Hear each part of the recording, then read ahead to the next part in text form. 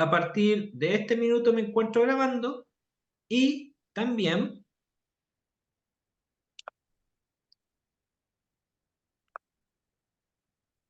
me encuentro ya para todos los efectos compartiendo mi pantalla. Me dan un minuto. Entonces quiero ver y quiero saber si están viendo mi pantalla. Por favor, esta es la única vez que les voy a pedir por que puedan activar su audio. ¿Me pueden Sí, ok. comentar si se Ok. Se ve? ve, sí Sí. se ve. Sí, no hay Bien. problema. Muchas No hay gracias. problema. Muchas gracias. Muchas gracias. Bien. Sí se ve. Ok. Bien. Vamos a partir entonces.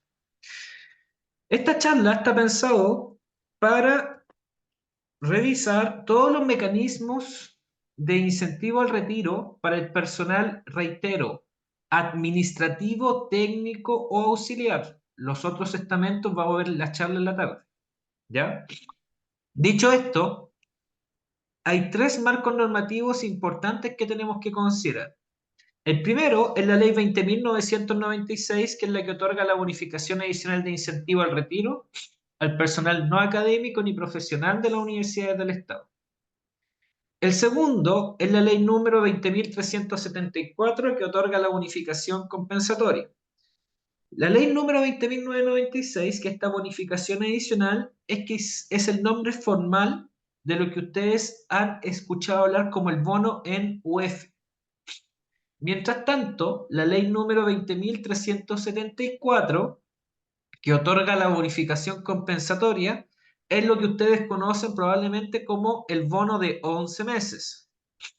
Y por último, la ley número 20.305 otorga algo que se llama bonificación de carácter postlaboral, o también conocida como bonificación de reparación al daño previsional.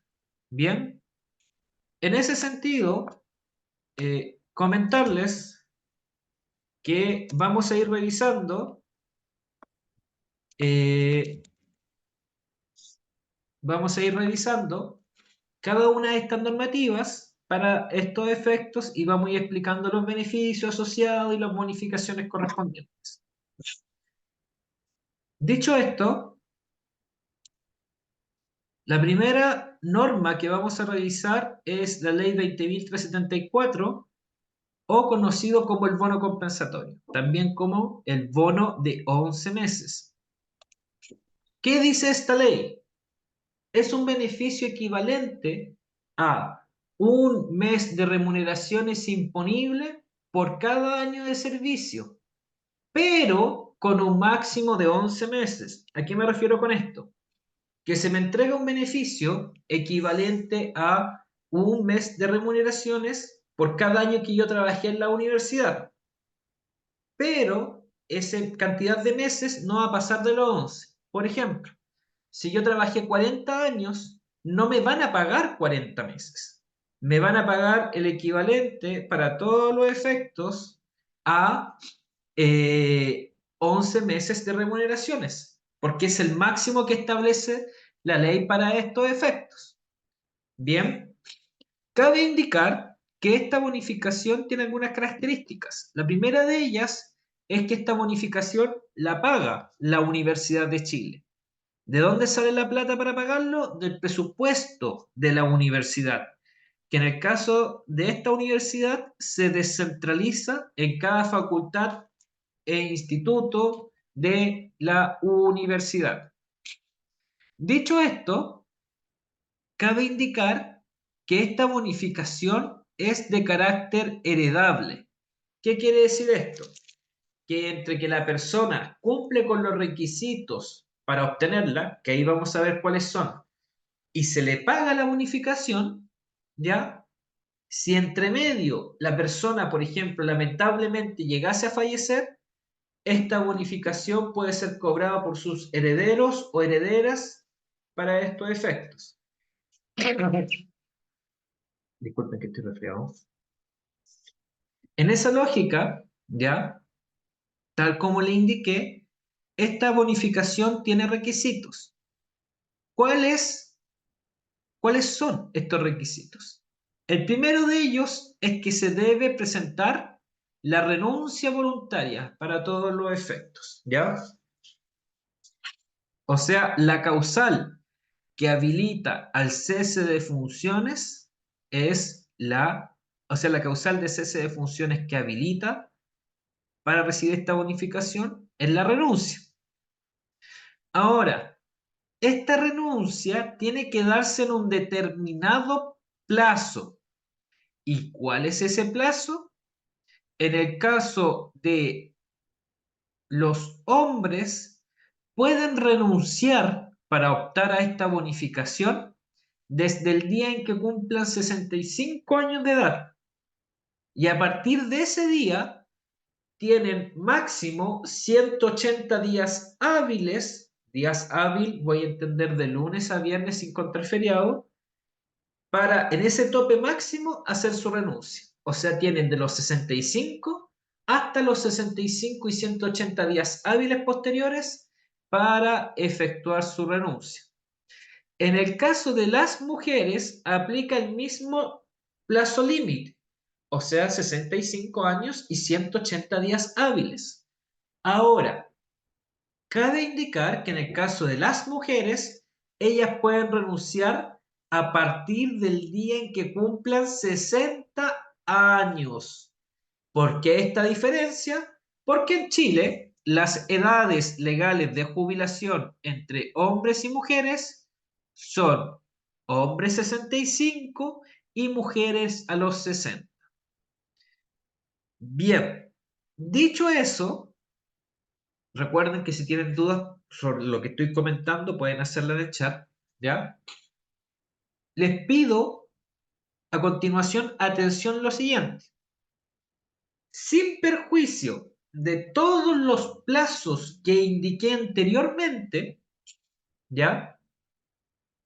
Estos plazos se podrán modificar, o sea, se podrán extender si es que la persona postula, cumple con los requisitos, se le asigna cupo y acepta los beneficios de la ley 20.996, que es la ley de las UF para todos los efectos. O sea, si la persona postula la ley del UF, cumple con los requisitos, se le asigna un cupo y acepta acogerse a esa ley, estos plazos de 65 años y 180 días para el pago de 11 meses se podrán extender. Ahora, más adelante veremos que efectivamente muchas veces existe una relación entre que los 11 meses y las UF van unidos. Sin perjuicio de ello, ¿yo por qué explico en forma diferente los 11 meses y las UF? Porque como vamos a ver más adelante, las UF ya te piden un requisito mínimo de años de antigüedad, que son 10 años. En cambio, esta ley de los 11 meses no te lo pide. Entonces, por ejemplo, imagínense una persona que empezó a trabajar a los 57 años en la universidad. De 57 a 65 tengo 8 años, ¿ya? Y en esa lógica, si bien lamentablemente no va a poder optar a la ley 20.996, o sea, al bono en UF, porque tiene menos de 10 años, sí podrá irse con parte de los 11 meses. Yo sé que están dejando algunas preguntas en el chat. Voy a pasar a la siguiente diapositiva, voy a hablar de ella y voy a posteriormente leer las preguntas que tienen ahí. Bien. La pregunta que ustedes se deben estar haciendo es, muy probablemente, ¿cómo se calculan para todos los efectos los 11 meses? Pues bien, esto tiene una fórmula de cálculo y que consiste en lo siguiente.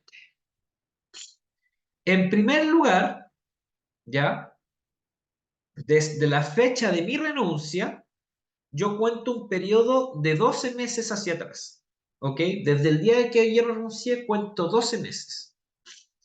Y en esos 12 meses, yo tengo que hacer la suma del total de ingresos imponibles, o sea, la remuneración imponible. Si ustedes se dan cuenta, en su liquidación de sueldo, ¿ya? Hay algo que se llama remuneración bruta, que son todos los haberes antes de los descuentos.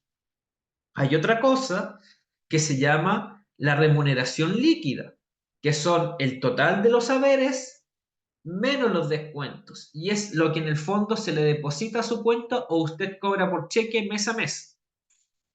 Y hay un tercer elemento que se llama remuneración imponible, que son los haberes imponibles menos los descuentos. Ojo, en Chile hay haberes que son imponibles y otros que son no imponibles. ¿Qué significa que un haber sea imponible?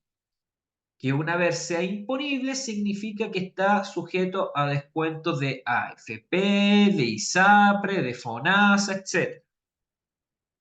En cambio, en su remuneración, si ustedes la ven, hay otros haberes que no son imponibles.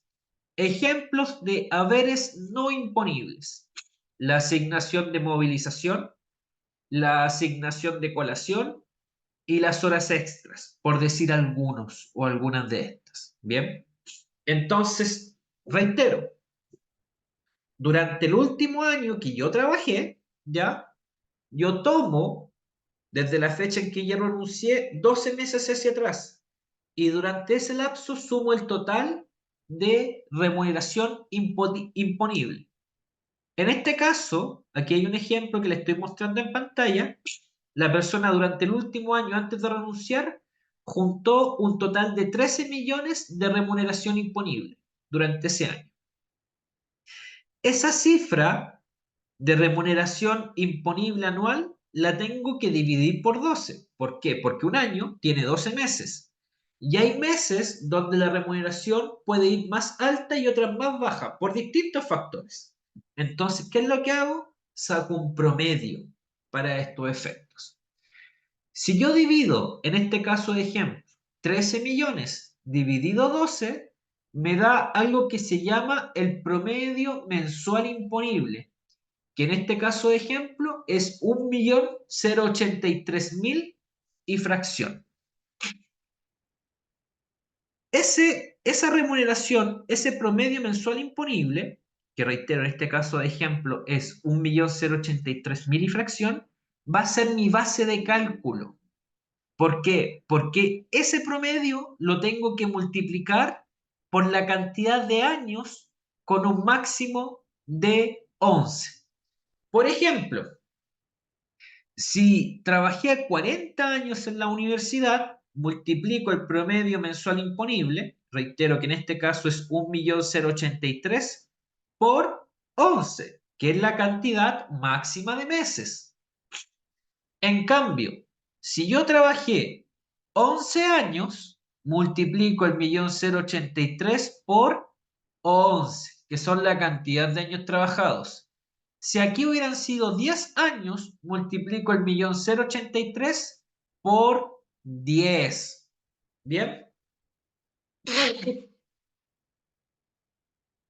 Ahora, muy probablemente cuando las personas renuncian, no va a ser justo a los 9 años que entraron o a los 12 años que entraron, sino que va a ser, no sé, a los 8 años, 5 días, 8 años, 5 días, o a los 9 años, 9 meses y 25 días.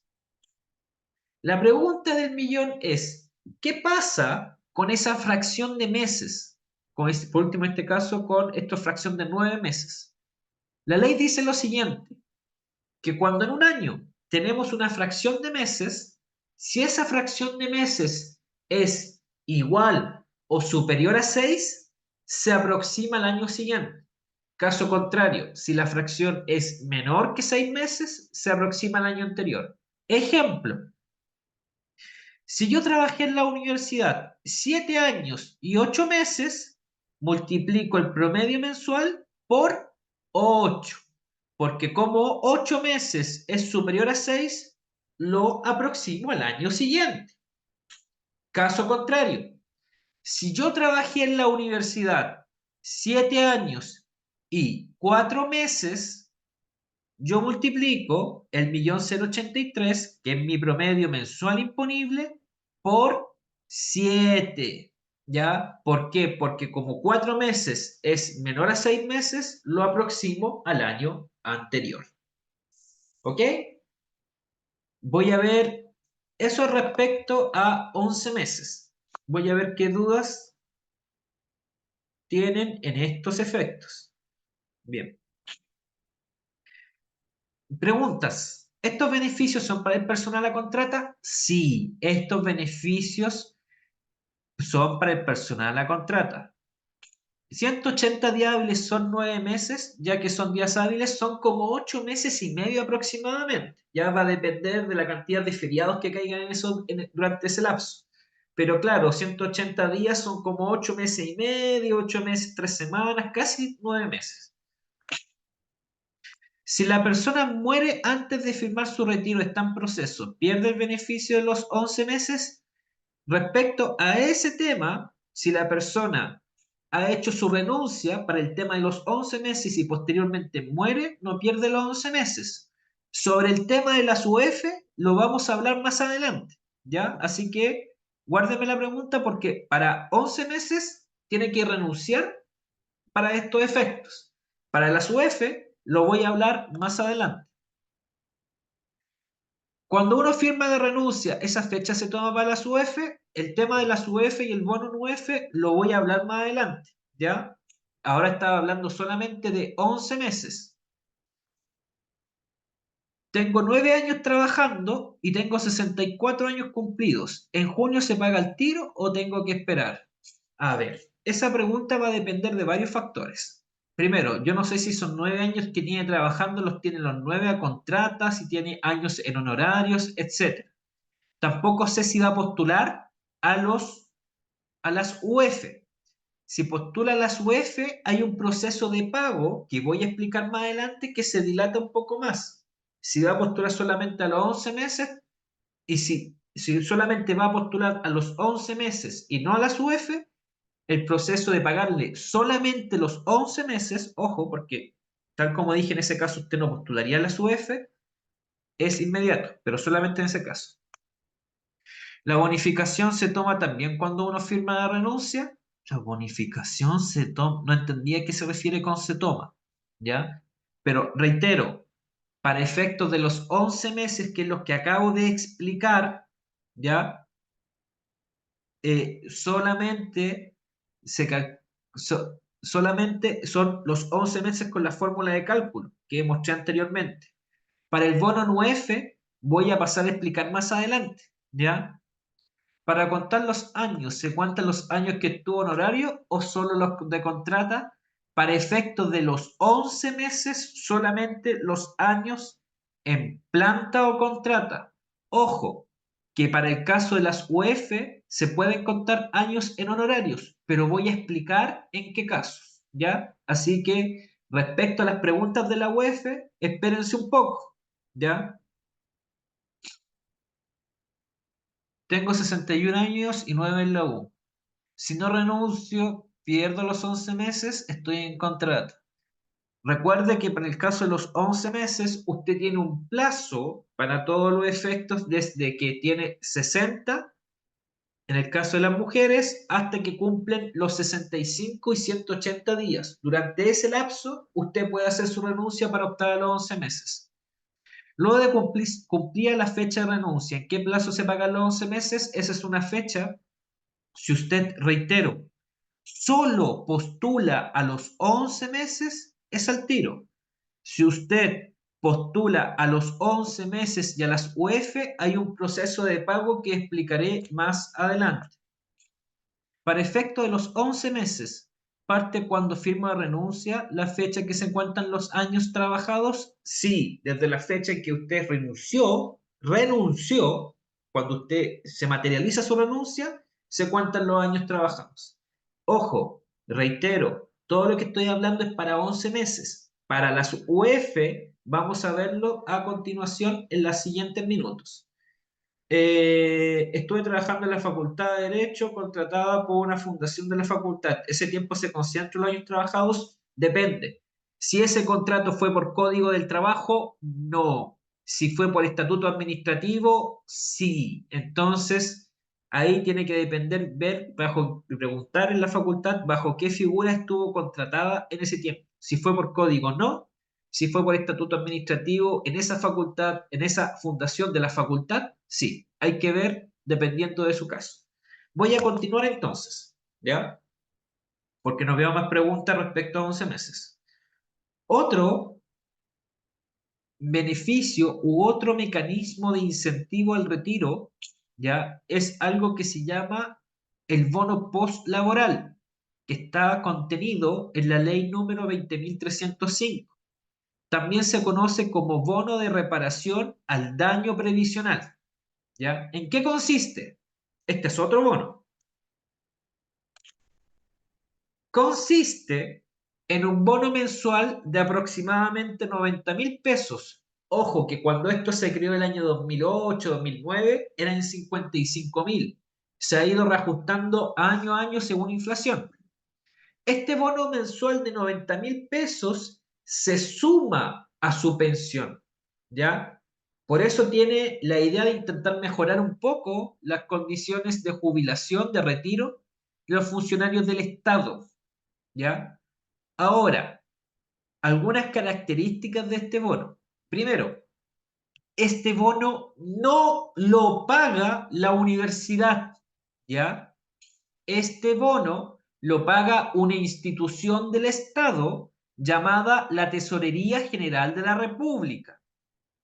En ese sentido, es la Tesorería quien pasa las platas para pagar esta bonificación. ¿Cuál es el rol que le cabe a la Universidad de Chile?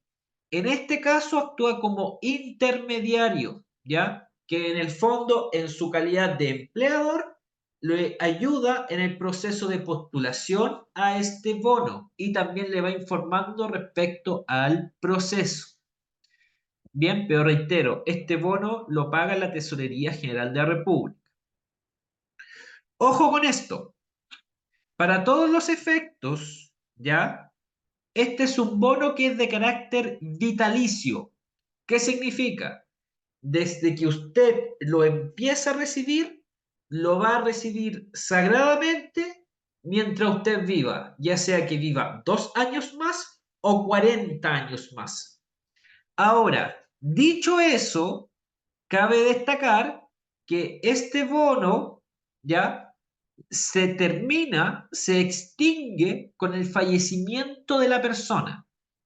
Una vez la persona fallecida, la familia no puede seguir cobrando el bono, ¿ya? Sino que llega hasta ahí. Hasta ahí llega este bono propiamente tal que se entrega, reitero, de carácter mensual.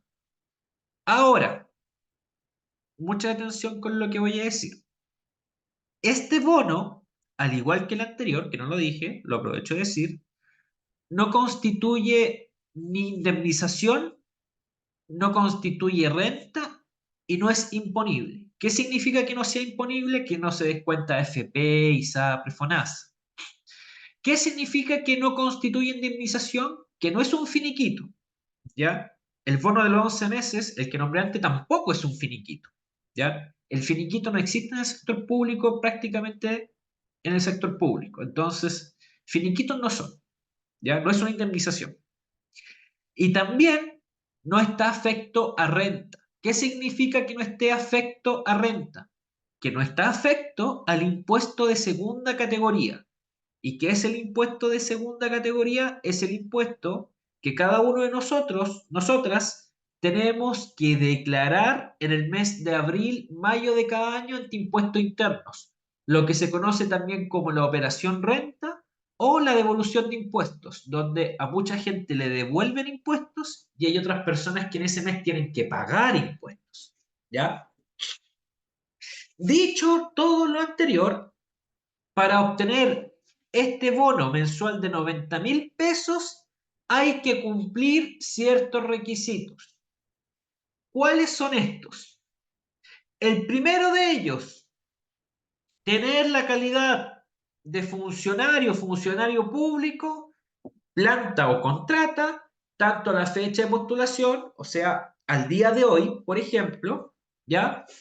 Como al 1 de mayo de 1981.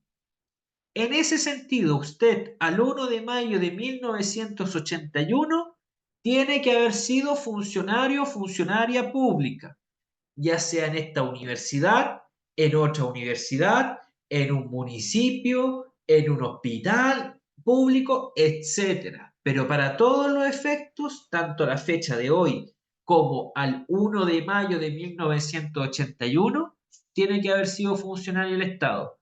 ¿Por qué 1 de mayo del 81? Porque esa fue la fecha en que se produjo o entró en régimen el cambio de sistema previsional del antiguo régimen de caja de reparto al régimen de capitalización individual, el que son administradas por las pensiones por la AFP. Dicho eso, además hay otros requisitos que debo cumplir. Todos los requisitos que están en pantalla se deben cumplir a la par. El primero de ellos, encontrarse afiliado a una AFP y que cotice como funcionario público al 1 de enero del 2009. Otro requisito, que al 5 de diciembre del 2008 haya tenido al menos 20 años de servicio como funcionario o funcionaria público. A su vez, también hay un requisito de edad que dice tener cumplidos los 65 años en el caso de los hombres y al menos 60 en el caso de las mujeres. Ya para ir terminando, reitero, recuerden que todos estos requisitos que están en pantalla se tienen que cumplir a la par.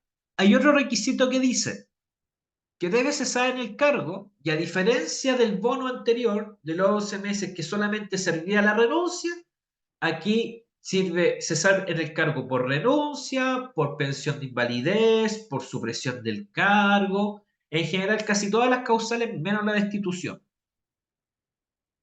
Bien, además de todo lo anterior, que todos esos puntos tengo que cumplirlos para saber, ustedes si quieren pueden ir haciendo un check interno para estos efectos. También la ley dice tener una tasa de reemplazo líquida igual o inferior a un 55%.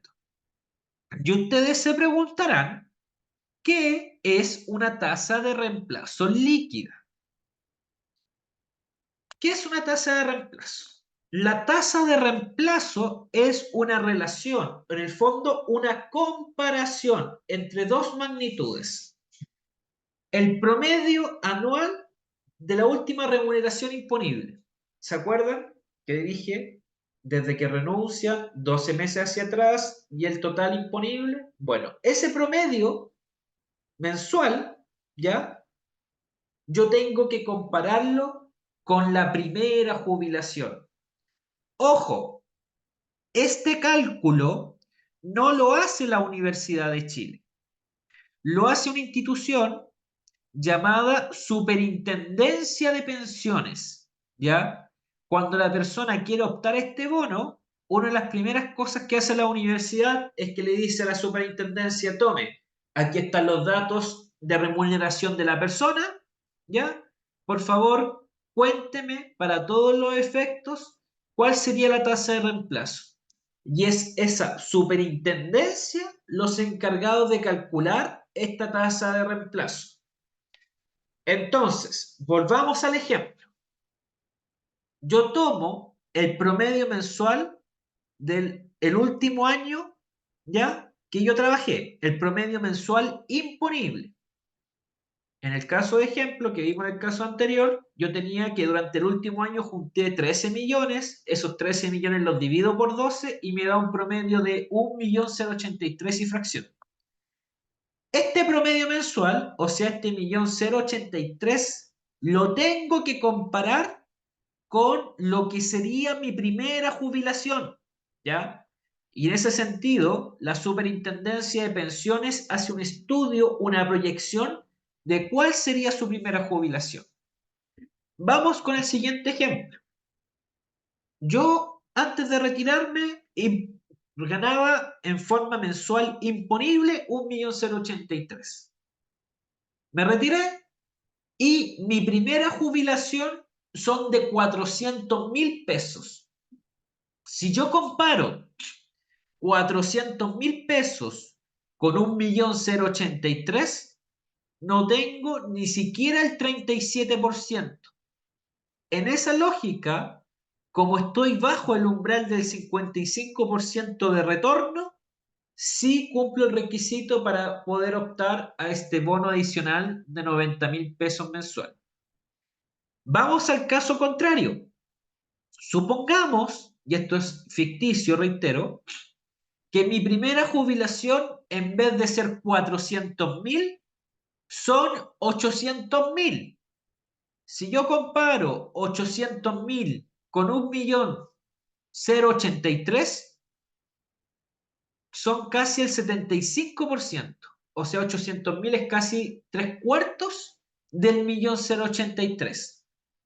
En esa lógica, ya, como la tasa de retorno está sobre el 55%, porque tenemos casi 75%, ahí no cumplo para poder optar a esta bonificación de 90.000 pesos mensuales. Bien, eso respecto a lo que es el bono postlaboral. Voy a ir a revisar las preguntas que tenemos.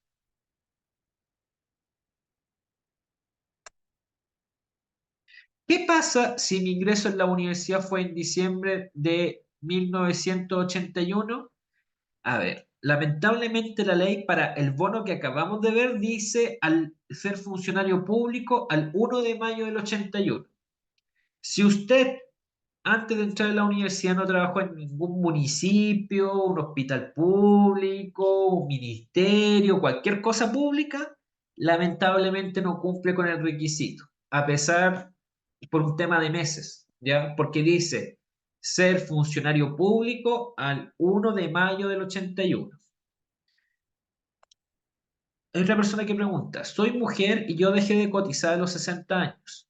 ¿Podría jubilarme por la FP y seguir trabajando en contrata en la U hasta cumplir el periodo de los 65 años y 180 días? Vamos por una parte. Cuando usted tiene 60 años, puede jubilarse, ¿ya? Ahora, cuando se jubila, para todos los efectos, hay un término de relación contractual entre la universidad y usted, por lo cual se hace un cese de funciones. En ese sentido, es potestad de la universidad si la recontrata o no. Hay personas que van, se jubilan y al otro día la vuelven a contratar y siguen prestando funciones. ¿Ok? Entonces, si usted se jubila, ya tiene que tener claro que ahí termina su trabajo. Y la universidad, en este caso la facultad, hospital o instituto respectivo, podría decir, ya, te recontrato inmediatamente para que continúes trabajando con nosotros. Pero también podría decir que no, ¿ya? Entonces, para que lo tenga en consideración.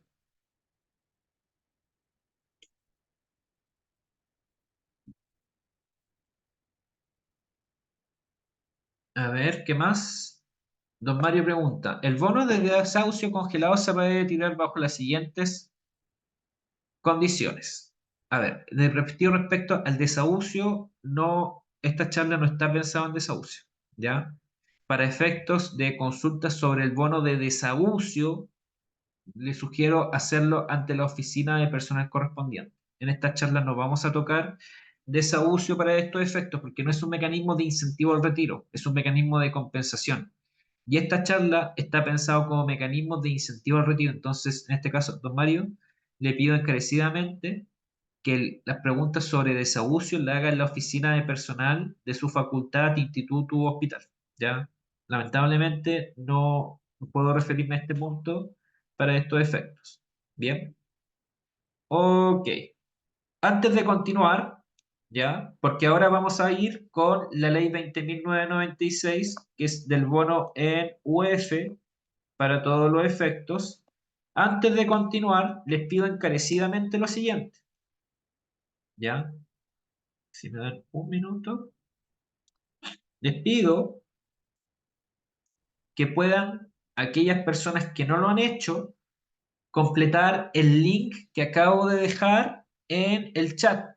En ese link está para todos los efectos lo que es la asistencia a esta charla. Si me dan un minutito, salí de pantalla. Porque recién somos 74 conectados, 73 si no me cuentan a mí, y recién tenemos 18 personas que han registrado su asistencia. Entonces, encarecidamente les pido que vayan al chat, hagan clic en el link y completen su asistencia para estos efectos, por favor. ¿Ya? No puedo ingresar al link. Yo estoy probándolo y sí puedo ingresar y hay 18 personas 19 ahora, que lo han podido completar. Entonces, no habría un problema en el link. Disculpe, algo cortito, mi nombre es Alejandra. Lo que pasa es que mi computador no me deja. Ok, de acuerdo, no hay ¿Ya? problema. Pero me Ya. imagino que esa no es la situación de la mayoría. Entonces, precisamente les pido, por favor, completar la asistencia. Dicho eso, voy a continuar entonces con la charla. ¿Ya? Si me dan un minuto, voy a volver a poner la charla.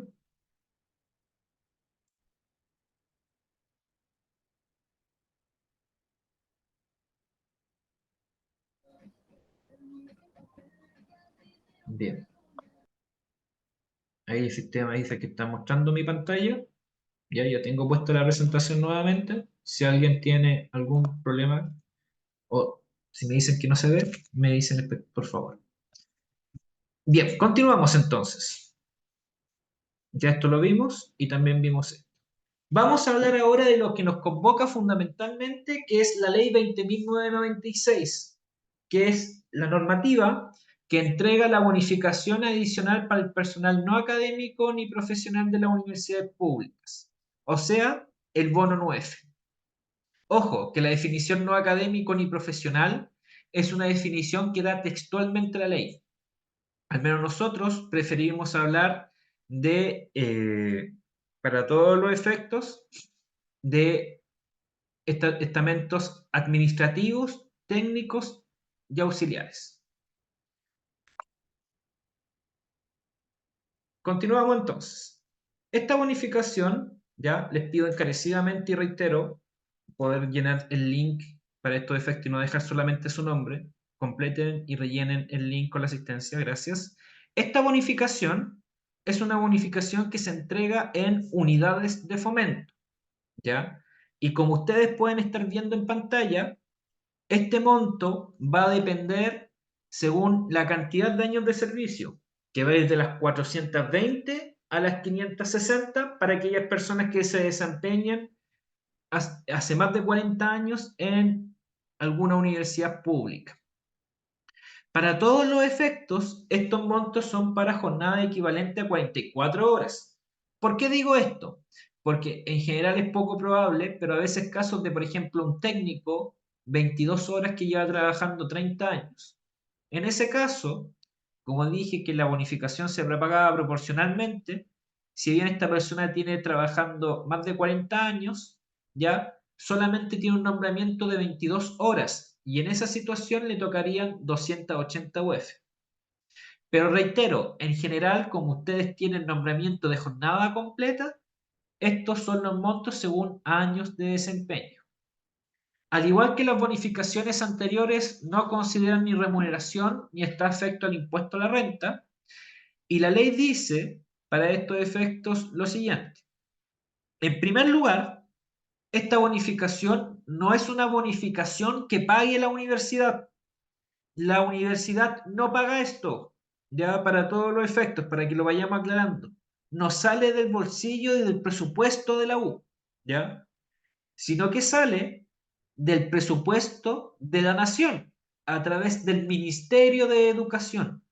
El Ministerio de Educación es quien pone las platas para pagar este bono 9. Dicho eso, la universidad ¿cuál es el rol o el papel que tiene? Actúa netamente como intermediario, ¿ya? O sea, para todos los efectos, actúa en esta calidad o en este rol de facilitar su proceso de postulación, de comunicarle el avance respecto al mismo, etc. Ahora, dicho lo anterior, la ley señala explícitamente lo siguiente. La ley dice que se pagará al mes siguiente de producido el cese de funciones, pero, y aquí está el gran pero, siempre que el ministerio haya traspasado los recursos a la respectiva universidad. Más adelante le voy a explicar todo el proceso de pago, ¿ya? Que en el fondo es lo que usted generalmente no ve, qué es lo que ocurre en la trastienda para estos efectos.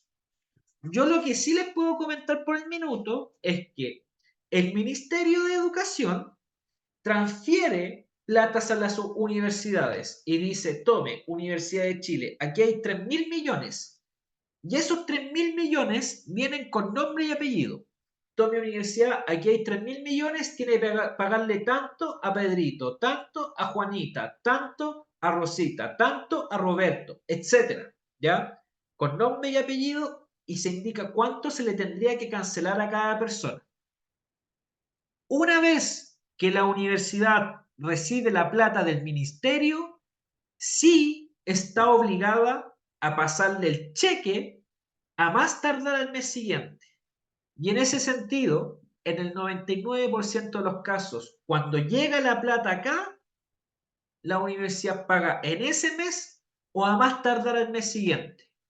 Lo que vamos a ver a lo largo de la charla, y quiero que me escuchen con atención, es cuándo llegan las platas del ministerio a la universidad. Que ese es el proceso que más se demora. Pero reitero, cuando el ministerio pasa los dineros, una vez que pasa los dineros, la universidad tiene que pagar al mes siguiente para todos los efectos. Bien, esta ley, ya, yo sé que me están haciendo consultas por interno, no se urjan, la voy a ir leyendo, ya, en un par de diapositivas más. Esta ley es una ley que aplica a todas las universidades públicas, por lo cual aplica la Universidad de Chile, aplica la USACH, aplica la Universidad de Tarapacá en el norte y la Universidad de Magallanes en el sur. Ya aplica a todas las universidades públicas. Y en ese sentido, entrega una cantidad de cupos para funcionarios y funcionarias de entre todas las universidades del Estado. Por ejemplo, para este año 2024 entrega en total 400 cupos. La pregunta del millón que se deben estar haciendo es, de estos 400 o 500 o 300, etcétera, de la cantidad de cupos que están disponibles, ¿cuánto les toca a la Universidad de Chile? Y yo le comento un poco cómo es la metodología de reparto. Año a año, las universidades públicas presentan a sus postulantes, ¿ya? Ante el Ministerio de Educación. Y el Ministerio de Educación revisa, en el fondo, que esas personas cumplan con los requisitos, que vamos a ver prontamente. Y de las personas que cumplen con los requisitos, el Ministerio de Educación empieza a repartir proporcionalmente a la cantidad de postulaciones, la cantidad de cupos. En general, la Universidad de Chile año a año concentra entre el 40 al 50% de postulaciones. Por ende, le entregan en general entre el 40 al 50% de los cupos disponibles durante ese año. Por ejemplo, el año 2023, se lo voy a dar con un ejemplo real, con datos reales. El año 2023, como ustedes pueden ver en pantalla, había un total de 350 cupos. De esos 350 cupos, a la Universidad de Chile le tocó 174. o sea, prácticamente la mitad. Y el resto de universidades públicas se repartieron la otra mitad. Y esto ocurre porque por lejos, uno, somos la institución con mayor cantidad de funcionarios, somos un poco más de 16.000 personas las que trabajan en la Universidad de Chile. Y segundo, porque también por lejos somos la institución que presenta a una mayor cantidad de personas a estos beneficios. Dicho eso, vamos a empezar a ver qué requisitos se deben cumplir para este año 2024 para postular a incentivo al retiro, ¿ya? A este bono NUEF. Ahora, antes de seguir con eso, voy a ver el chat de preguntas. Entiendo que el beneficio de la jubilación de las UEFs es hasta el año 2024. ¿Qué pasa con los que jubilan después de ese año? Ya. Respecto a ese punto, el beneficio originalmente era hasta 2024. Sin embargo, se extendió un año más a través de un artículo en la ley de reajuste del sector público. O sea, sería hasta el año 2000 y es efectivamente hasta el año 2025. O sea que este proceso de postulación y otro más en 2025. Respecto al 2025, al final me voy a referir a ese punto. ¿Ya? Ahora, dicho eso, y muy probablemente porque lo han escuchado, dicen que esto se extendió a 2030.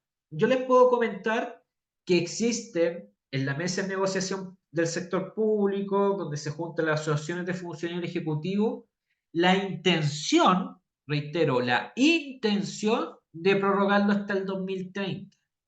Pero esto tiene que pasar por el Congreso y tiene que ser ley, por lo cual eso todavía no ha hecho ley. Por lo cual, al día de hoy, lo único que tenemos seguro es que dura hasta el 2025. ¿Ya? Eso es una cosa. Otra pregunta. Cumplo los 65 en septiembre del 2020. ¿Puedo optar a pedir el certificado de excepción a FP para que no me descuenten las cotizaciones? ¿Y puedo optar a la PGU después de jubilarme? Estos trámites, ¿puedo hacerlo después de cumplir los 65? ¿Cuánto tiempo? A ver. Esta charla, reitero, es sobre mecanismos de incentivo al retiro, ¿ya? En esa lógica, don Danilo, nosotros hace unas semanas atrás hicimos una charla con expertos de la Superintendencia de Pensiones sobre el sistema de jubilación por AFP y explicamos todo el tema de PGU y todo eso, ¿ya? Entonces, si quiere, nos puede escribir y le podemos enviar el video de grabación de esa charla. Yo, al final de la charla, les voy a dejar nuestro correo para que se puedan comunicar y ahí pueden hacer todas las dudas. Entre ellos, por ejemplo, solicitar este elemento.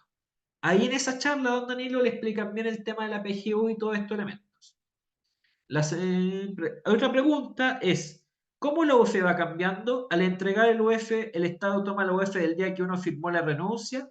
Yo puedo comentarle lo siguiente, que efectivamente eso es así. La UEF se toma el día de renuncia. Ahora, estimada Mónica, para todos los efectos, yo sobre el proceso de pago, más adelante me voy a referir mayor en detalle, ya para que esté atento. Ahí voy a comentar más elementos sobre el tema del pago.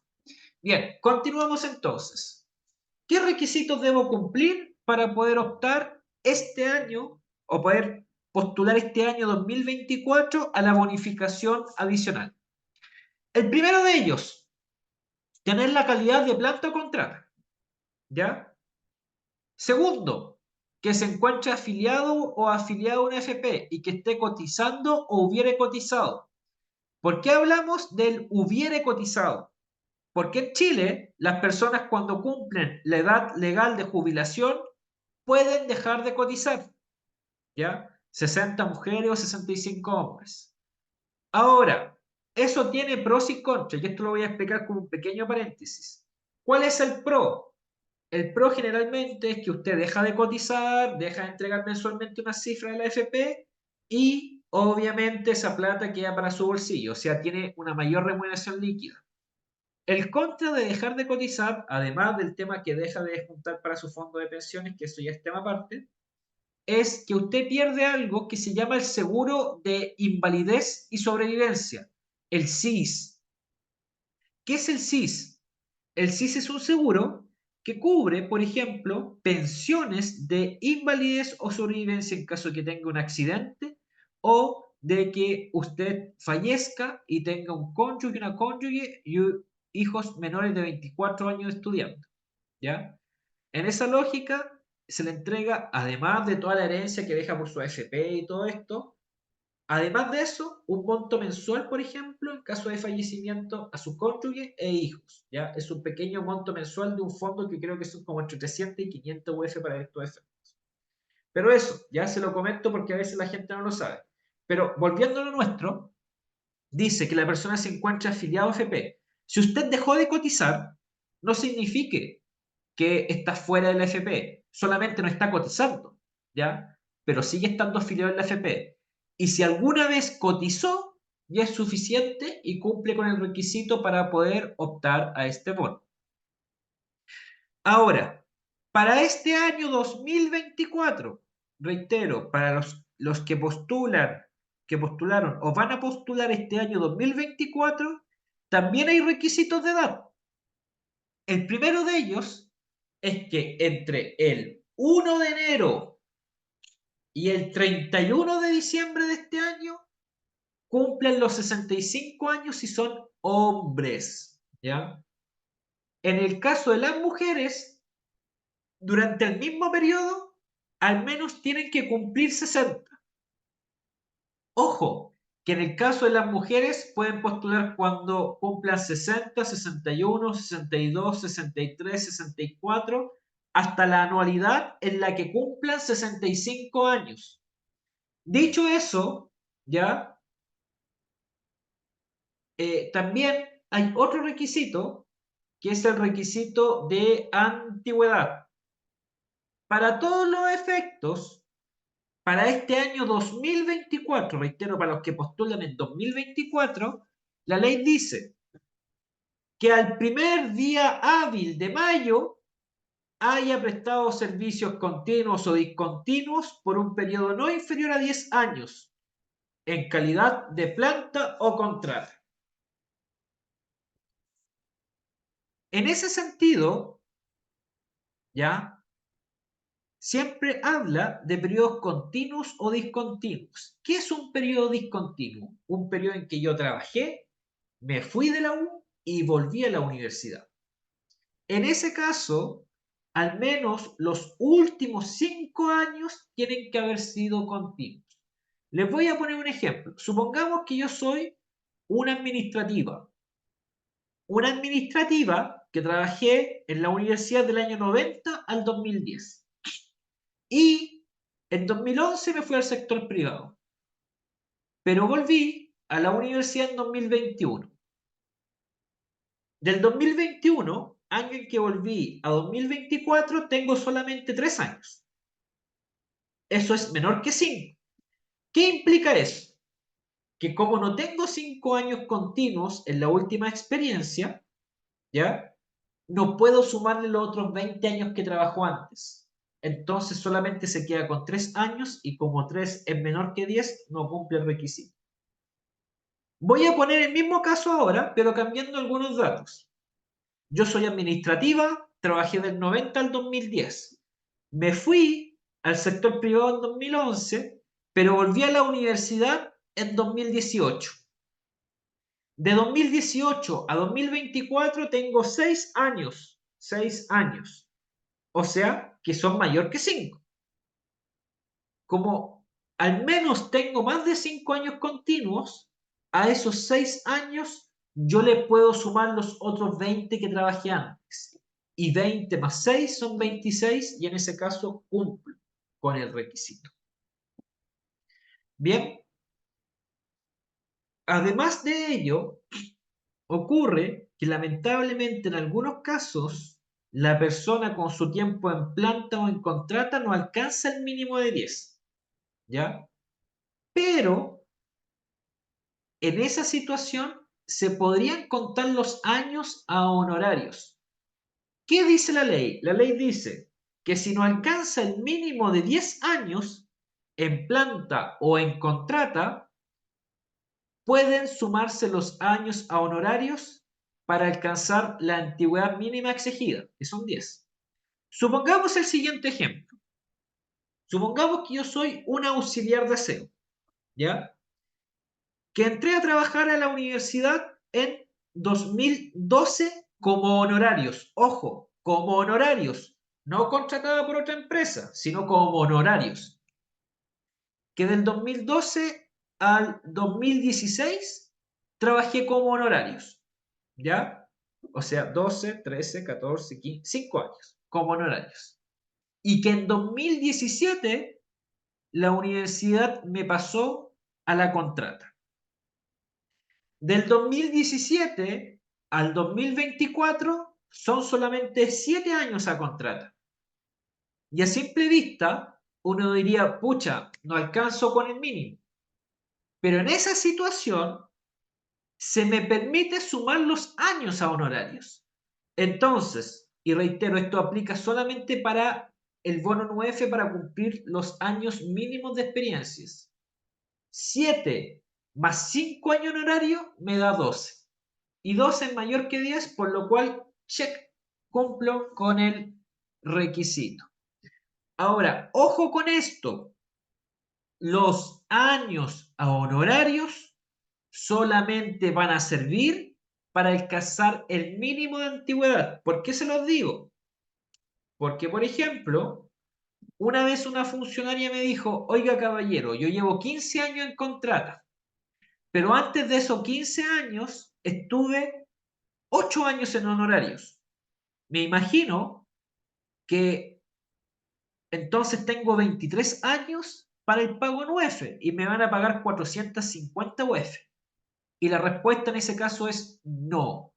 Los años a honorarios solamente sirven para alcanzar el mínimo, más no para cambiar de tramo, para todos los efectos. Bien, ahora, dicho esto, todos estos requisitos que nombré se deben cumplir a la par, ¿ya? También hay un último requisito, pero que afecta más al tema del pago, y se los comento. Muchas veces las personas creen que el pago de las UF y de los 11 meses van a la par, pero eso no es efectivo. ¿Por qué?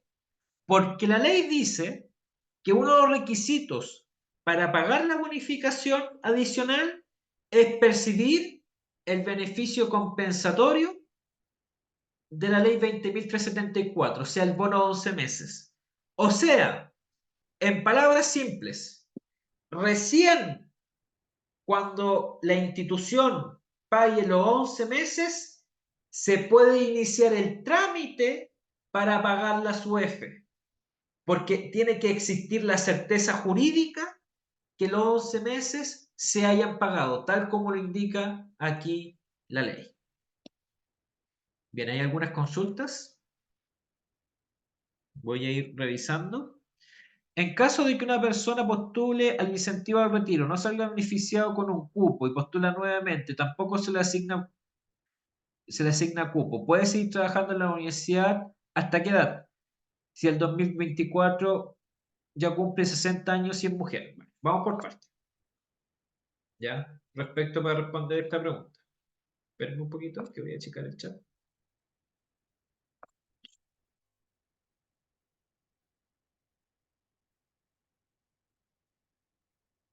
Ahí está. A ver, si una persona postula incentivo al retiro, al bono 9, estamos hablando del bono 9, y no sale beneficiado con cupo, y estamos suponiendo porque no cumple con los requisitos y postula nuevamente en 2025 y tampoco tiene cupo porque no tiene los requisitos, puede seguir trabajando hasta qué edad. Primero la edad hasta que usted quiera, ¿ya? Segundo, si es que quiere acogerse a los incentivos al retiro y ya el bono 9 ya no existe, recuerde que sigue existiendo el bono de los 11 meses. Los 11 meses no tienen fecha de término. para estos efectos. Y el bono de 11 meses, usted puede renunciar hasta que cumpla 65 años y 180 días. Y ese sería el límite máximo para estos efectos. Bien, pero reitero, en el ejercicio que usted no cumple para el bono en UF. ¿El beneficio UF aplica para el personal auxiliar? Sí, aplica para el personal auxiliar. ¿Puedes explicar un poco más lo de los años honorarios que sirven para alcanzar el mínimo? Sí, estimada, mire. Imagínese lo siguiente. Imagínese que usted entró a trabajar como auxiliar a la universidad cuando tenía 53 años y durante 5 años trabajó como honorarios. Ojo, ¿por qué digo honorarios? Porque hay muchos auxiliares cuando entraron a trabajar, por ejemplo, que estaban contratadas por la empresa. Y eso es código del trabajo. Eso es otro tema. Lo que tenemos que ver es si entró en honorarios. Imagínense que durante 5 años estuvo en honorarios, ¿ya? Y después la traspasaron a la contrata y estuvo en contrata 7 años, de los 58 hasta los 65. Si uno ve la norma, siempre habla de planta o contrata. Entonces, como tengo 7 años en contrata, a simple vista, uno no cumpliría el requisito. Pero, la ley te dice que en esos casos donde con el tiempo en planta o en contrata no alcanzó el mínimo, se pueden sumar los años a honorarios. Entonces, a esta persona que tenía 7 años en contrata, le sumo sus 5 años en honorarios. Y 7 más 5 son 12, que es superior a 10 años. Y con eso alcanzo el mínimo. El bono en UF, ¿hasta qué año se mantiene en vigencia? Al menos legalmente, oleado y sacramentado hasta el 2025, ¿ya? Porque eso es lo que está legalmente al día de hoy. Reitero, hay una intención de prorrogarlo hasta el 2030, pero mientras no sea ley, no es oficial. ¿Qué más? Hasta ahí, vamos con las preguntas. Continuamos entonces. Para estos efectos, ya,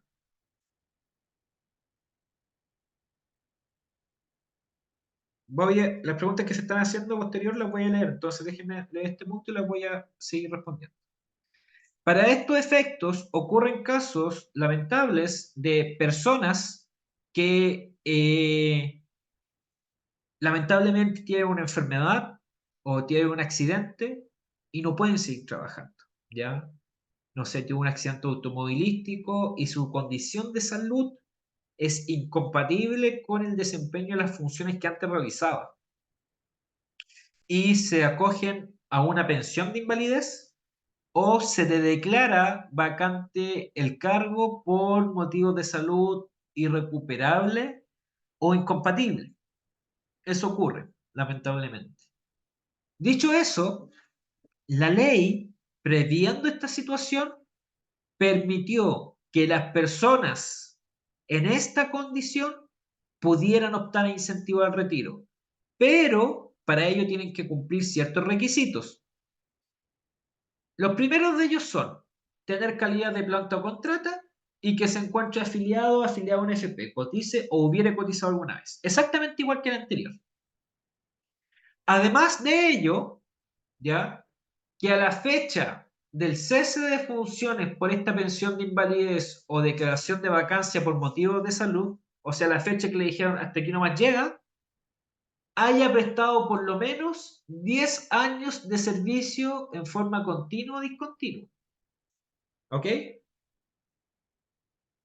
Junto con ello, que obtenga otro requisito, porque todo esto se tiene que cumplir a la par, la ley dice que obtenga o haya obtenido la pensión de invalidez o la declaración de vacancia por motivos de salud entre el 1 de abril del 2015 hasta el 30 de abril del 2024. ¿Qué pasa si a mí el día de mañana voy y me atropella una micro?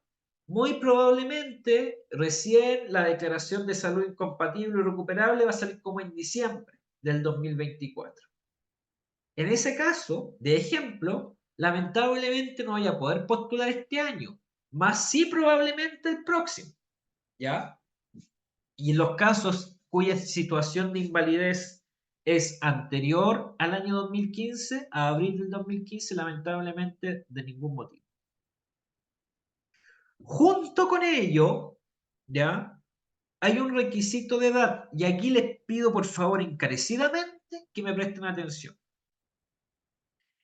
La ley dice que además de todo lo anterior que nombré, en estos casos de personas con pensión de invalidez o de declaración de vacancia por motivos de salud, yo cumpla con un criterio de edad. ¿Y cuál es este?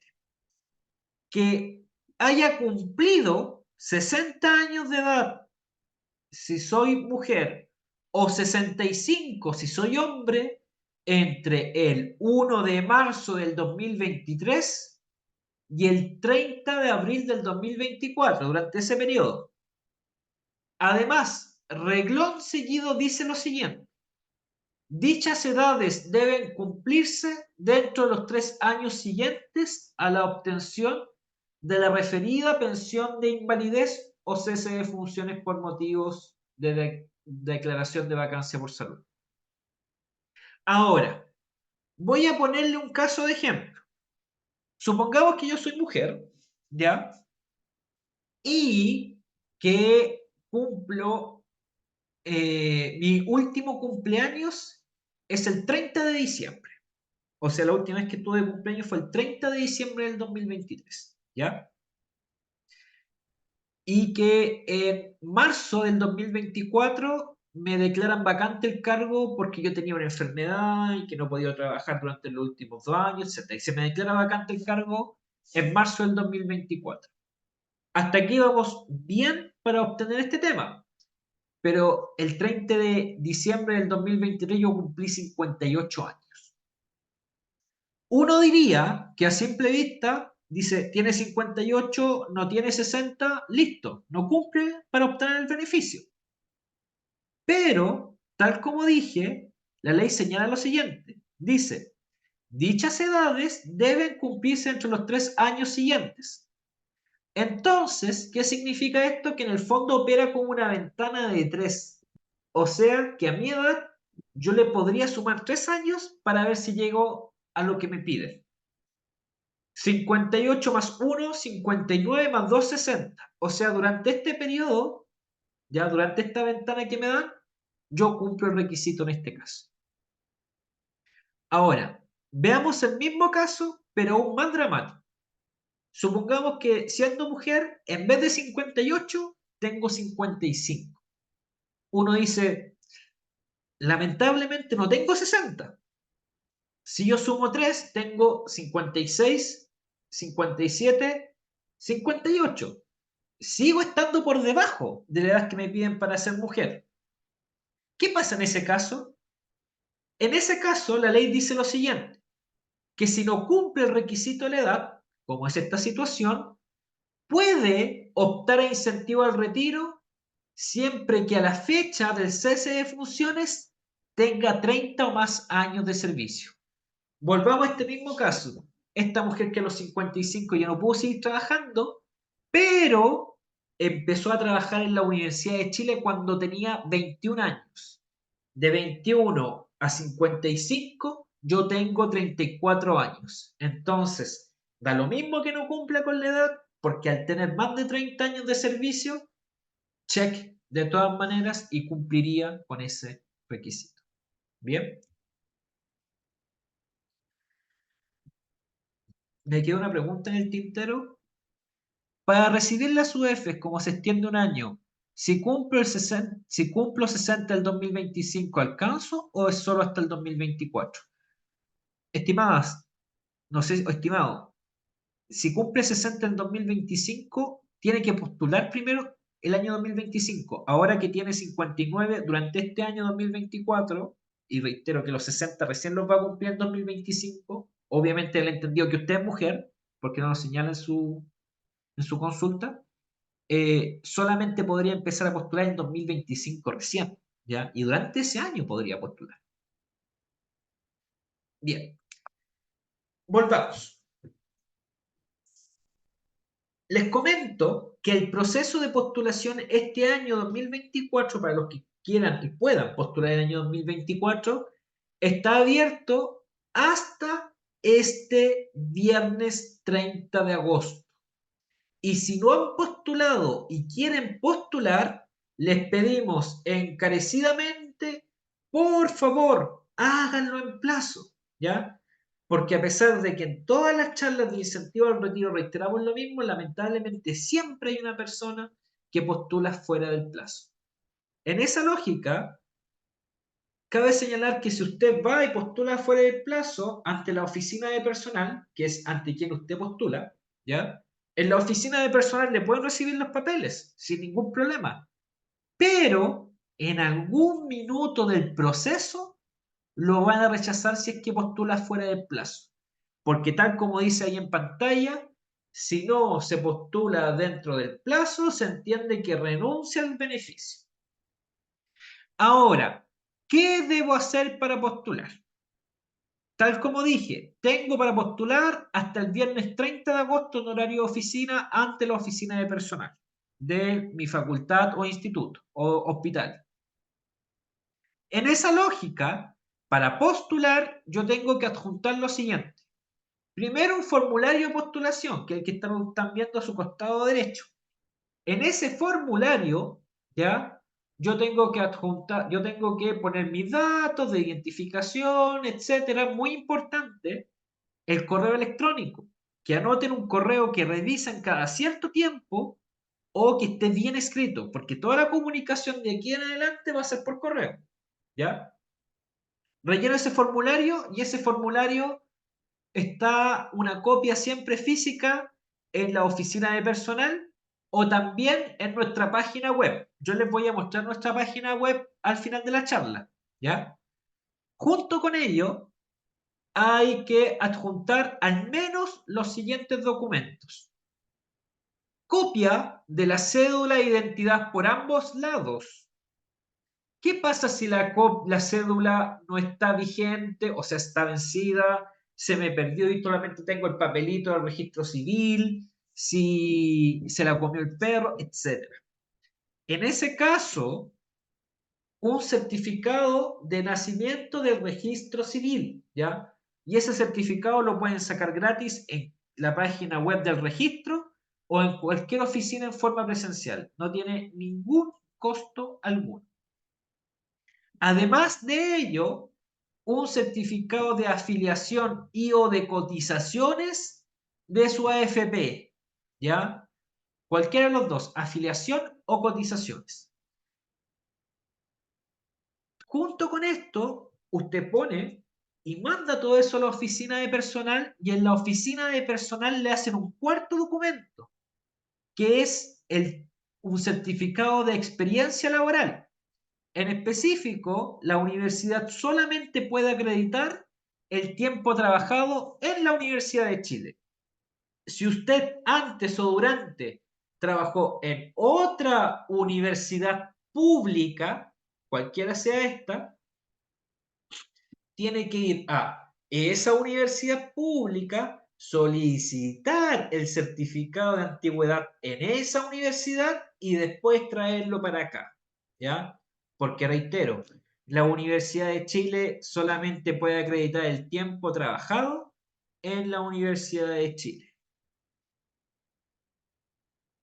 Bien, seguimos entonces. Hay una pregunta que voy a contestar y después voy a seguir con un punto muy importante. Preguntan, si la persona cumple con los requisitos, pero los cuerpos no quedan, vuelve a postular y tampoco queda, ¿se pierde si no se prorroga la ley? Muy buena consulta, estimado. Y me encantaría tener una respuesta, pero no la tenemos. ¿Por qué? Primero que nada, eso es un caso ficticio que todavía no ha ocurrido, ¿ya? Y en esa lógica, son dos las instituciones, ninguna de ellas la universidad o cualquier universidad, llamadas a pronunciarse por este tema. O es el Congreso de la República, a través de una ley que determine si esas personas que cumplieron con los requisitos y tienen cupos, se les puede dar unos cupos excepcionales, porque cumplieron con los requisitos pero no alcanzaron el cupo solamente. O dos, la Contraloría General de la República, de que determine si esas personas, a pesar de que cumplieron con los requisitos pero no alcanzaron cupos, tienen derecho o no para este elemento. ¿Ya? Esas instituciones son las que tienen que resolver este tema. Hasta el minuto no ha habido un pronunciamiento, porque tal como se pudo ver, no existe la certeza si este va a ser sí o no el último proceso de postulación. ¿Ya? Pero si en caso de que fuese el último en 2025 y no se prorrogara, estoy haciendo un supuesto para estos efectos, son algunas de estas dos instituciones las encargadas a pronunciarse en esta materia. Y obviamente, si eso ocurre, una vez que tengamos pronunciamiento, se lo comunicaremos a ustedes. En las postulaciones al bono 9F, ¿se establecen prioridades por enfermedad crónica o terminal? Lo vamos a ver más adelante. Le puedo adelantar que sí, pero vamos a ver más adelante el tema de enfermedad crónica o terminal. Entonces, por favor, aguántese unos minutos porque lo vamos a ver. ¿Ya? Continuamos. Bien, les comento un poco qué es lo que pasa. Los jefes y jefas de personal reciben las postulaciones hasta el día 30 de agosto. 31 de agosto en este caso es sábado, domingo primero, el día 2 de septiembre, ¿ya? El día 2 de septiembre, las oficinas de personal hacen una revisión express de las postulaciones que llegaron y nos mandan una nómina con el consolidado de esas postulaciones y las mandan al nivel central, que somos nosotros. ¿Qué hacemos en nivel central? Revisamos. Primero, hacemos lo siguiente. Vemos la nómina, unimos las nóminas y les preguntamos a la oficina de personal. ¿Están seguros que estos son sus postulantes para cada oficina de personal? Y si las oficinas de personal nos dicen que sí, para evitar en el fondo que alguien se quede en el cajón, la postulación, literalmente, eh, continuamos con el proceso de revisión y revisamos papel por papel, postulación por postulación, documento por documento, las postulaciones de la persona. Porque aunque ustedes no me lo crean, hay alguien que adjunta la cédula vencida o adjunta un certificado de afiliación de la AFP, pero de hace 15 años atrás. No interesa saber si ahora está en AFP, etc. Se equivocan a veces datos en el nombre, en el formulario. Múltiples pueden ser los errores de la postulación. Revisamos papel por papel y nosotros, posterior a eso, esa corrección, le informamos a las oficinas de personal. ¿Ya? Y les damos un plazo de 3 días para corregir este elemento. En ese plazo, las oficinas de personal se pueden contactar por ustedes indicándole un error en su postulación, necesito que venga a firmar algo o a traer algún papel que corrija esta situación. Si ese es el caso, no se urjan, porque es un proceso que puede ser normal. Nosotros revisamos esta revisión, obviamente para evitar errores posteriores. Las oficinas de personal corrigen los antecedentes, nos los mandan de vuelta y nosotros en septiembre, receso de por medio, volvemos a revisar y a final de septiembre hacemos una resolución. Y en esa resolución indicamos que según nuestra evaluación, estas personas cumplen con los requisitos y estas no. ¿Ya?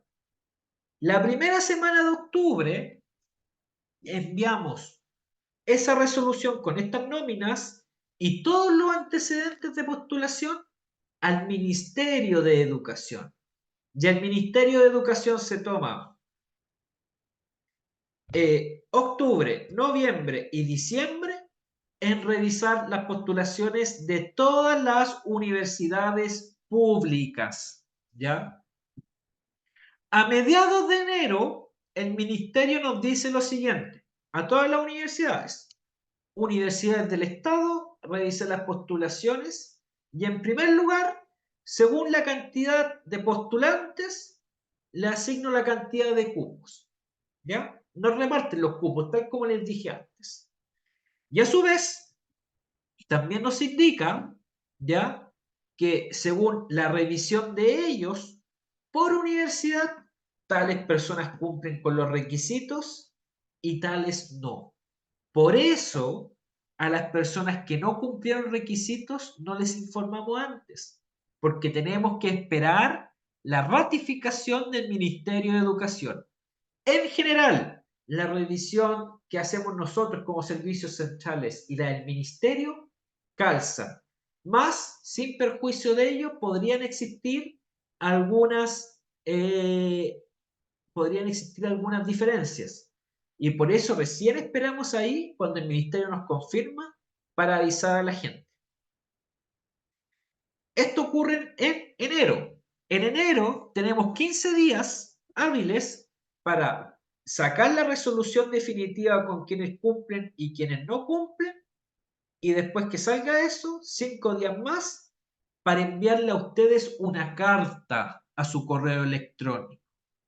Cabe señalar que entre medio tenemos el receso de febrero, por lo cual ya en marzo enviamos esta carta. Y en esta carta pueden ser tres tipos. Uno, en que le informemos felicitaciones, tiene un cupo asignado. Dos, donde le indicamos lamentablemente no cumple con los requisitos. O tres, donde le indiquemos si bien cumple con los requisitos, está en una lista de espera. Y aquí voy a pasar a explicar este elemento. Y se los voy a dar con números reales del año 2023. Para el proceso del año 2023, terminamos notificando en el mes de marzo, ¿ya? Y en enero, el Ministerio de Educación nos dijo lo siguiente. Universidad de Chile, usted presentó prácticamente la mitad de los postulantes y esos son 174 cupos los que les doy. ¿Cuál es el problema? El problema es que el año pasado postularon y cumplieron requisitos 246 personas en la universidad.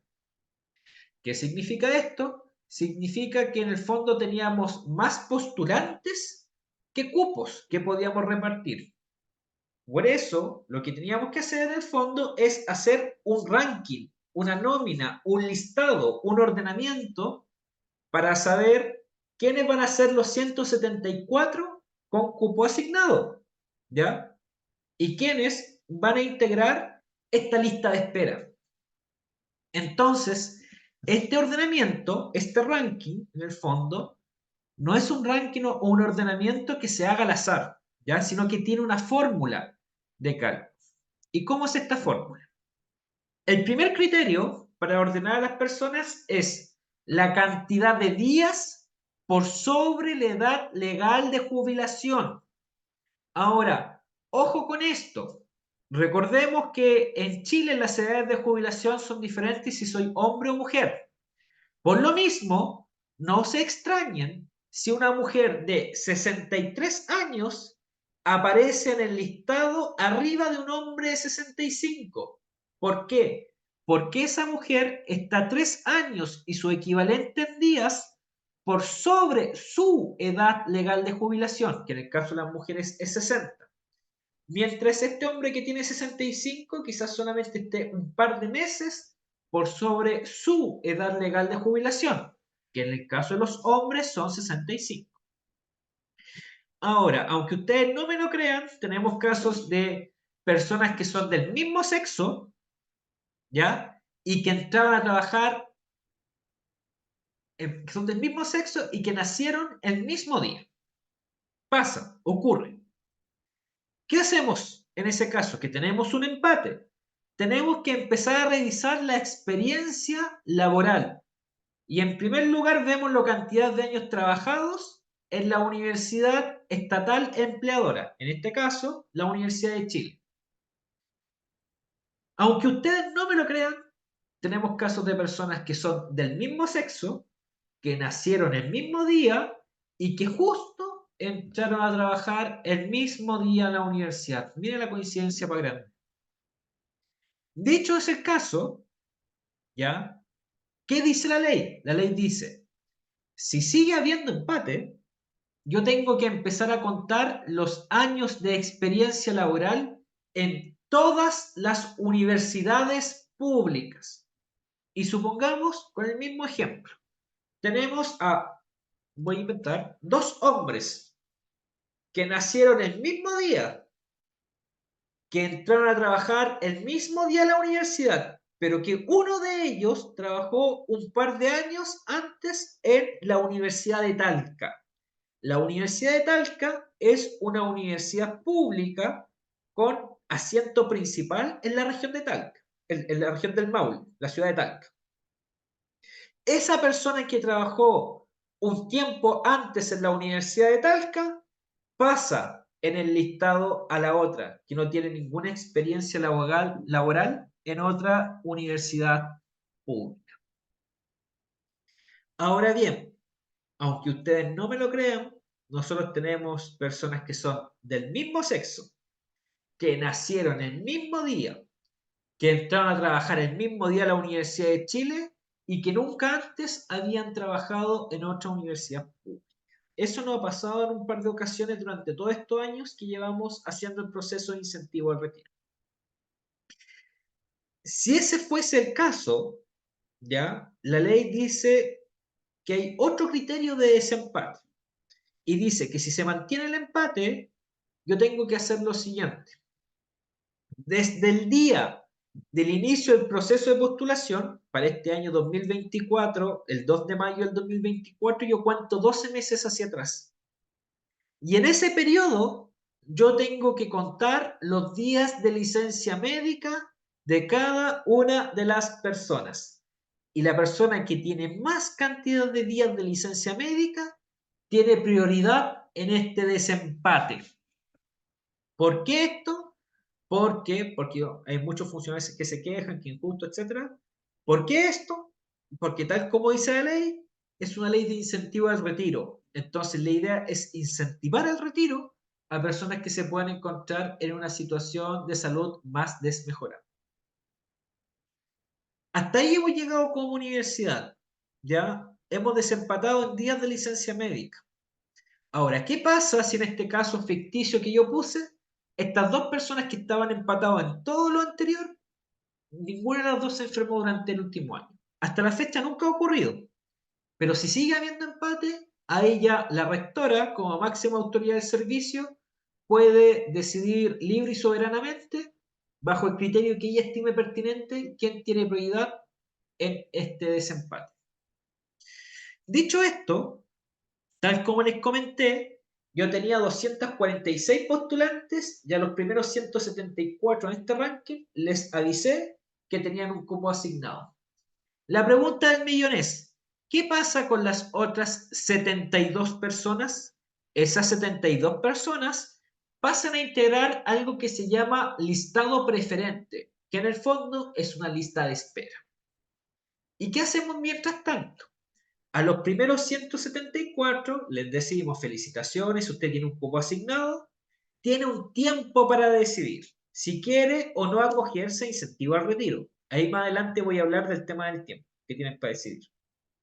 Dicho ello, ya, si las personas dicen, ¿sabes qué? No me quiero acoger a incentivo al retiro, liberan un cupo. Y con esos cupos que se liberan, les vamos avisando a los que están en la lista de espera. Supongamos, para todos los efectos, ya, que de los 174 se liberan 80 cupos. Espectacular. Alcanzo a notificar de sobra a toda la lista de espera. ¿Ya? Caso contrario, supongamos que en vez de 80 cupos que se liberen, solamente se liberen 60.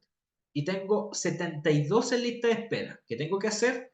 Empezar a avisar a los primeros 60 en la lista de espera. La pregunta del millón es, ¿qué pasa con las otras pobres 12 personas que no tocaron cupo de ninguna manera?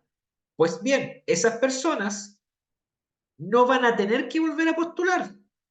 Y el próximo año, cuando se haga este nuevo ordenamiento, ellos van a quedar arriba, en los primeros lugares en este ordenamiento. Y ahí ellos van a ser los primeros notificados. Ahora, Respecto a cómo es este tiempo, plazo de la lista de espera, yo se lo puedo comunicar con plazos reales, por ejemplo, para que tengan una referencia. Para el proceso 2023, en marzo del 2024, le avisamos a las personas que estaban seleccionadas y también le avisamos a los que estaban en lista de espera. Les dimos un tiempo, algunos dijeron que no, y con los que dijeron que no, en junio del 2024 notificamos a la gente que estaba en la lista de espera. ¿Ya? Ahora, en el caso de las mujeres con menos de 60 años, perdón, con menos de 65 años, perdón, ellas pueden postular, recuerden, entre que cumplan 60 y 65 hasta que se acabe la ley. Pero si dicen que no, tienen que volver a presentar los papeles. Ojo, con esto quiero aclarar un mito, porque hay gente mujeres que me dicen, oiga, pero si yo digo que no, para el próximo año me van a castigar y me van a dejar más abajo. Eso es mentira, mentira. El ordenamiento es por estas causales que yo indico acá, ¿ya?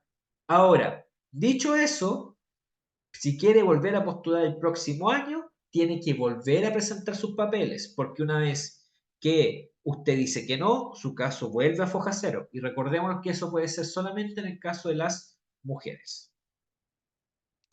Bien, voy a continuar. Hay una pregunta.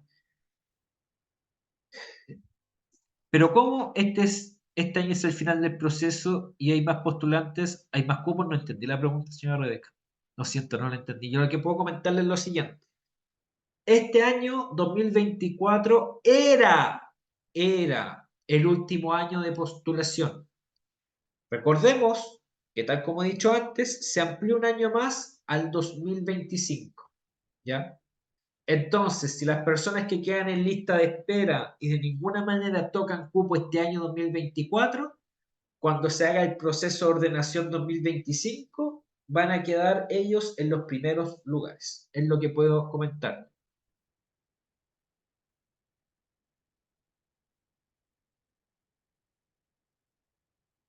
Los primeros 170. Ojo, hablo de 174 el año 2023, ¿ya? Eso podría variar año a año. Don Mario dice: los 165 incentivos restituidos quedan dentro de los seleccionados para el pago de 11 meses y pago F dentro del cupo que asigna el Ministerio de Educación. Sí, exacto, don Mario. Gladys pregunta: yo cumplo 10 años de servicio, me imagino, el 31 de agosto del 2025. ¿Puedo postular para el 2025? Tengo que ver cómo está el tema de su edad y el resto de sus requisitos, ¿ya? Pero efectivamente tendría a priori que postular recién en 2025. Tengo 61 años, sí. Se entiende que la persona que rechaza el cupo y vuelve a postular el próximo año pasa nuevamente por el proceso. Sí, efectivamente. Si yo rechazo el cupo, tengo que volver a postular nuevamente y pasa nuevamente. Y no tengo ninguna sanción en ese sentido para estos efectos. Bien, continúo. Eh, Antes de continuar, ya voy a dejar de compartir un minutito. Si me dan un minuto, por favor. Les pido y recuerdo nuevamente, encarecidamente, para todos los efectos, ¿ya? Que me rellenen el link de asistencia, ¿ya? Se lo acabo de dejar nuevamente en el chat. Hasta el minuto somos 68 conectados, 67 conectados, sin contarme a mí son 66. Y tenemos solamente 44 inscripciones, o sea, hay más de 20 personas que no se han inscrito. Encarecidamente les pido en el chat poder inscribirse para estos efectos. ¿Ya? En el chat hay un link, hacen clic en ese link y ponen sus datos para inscribirse. Bien, voy a volver a compartir mi pantalla.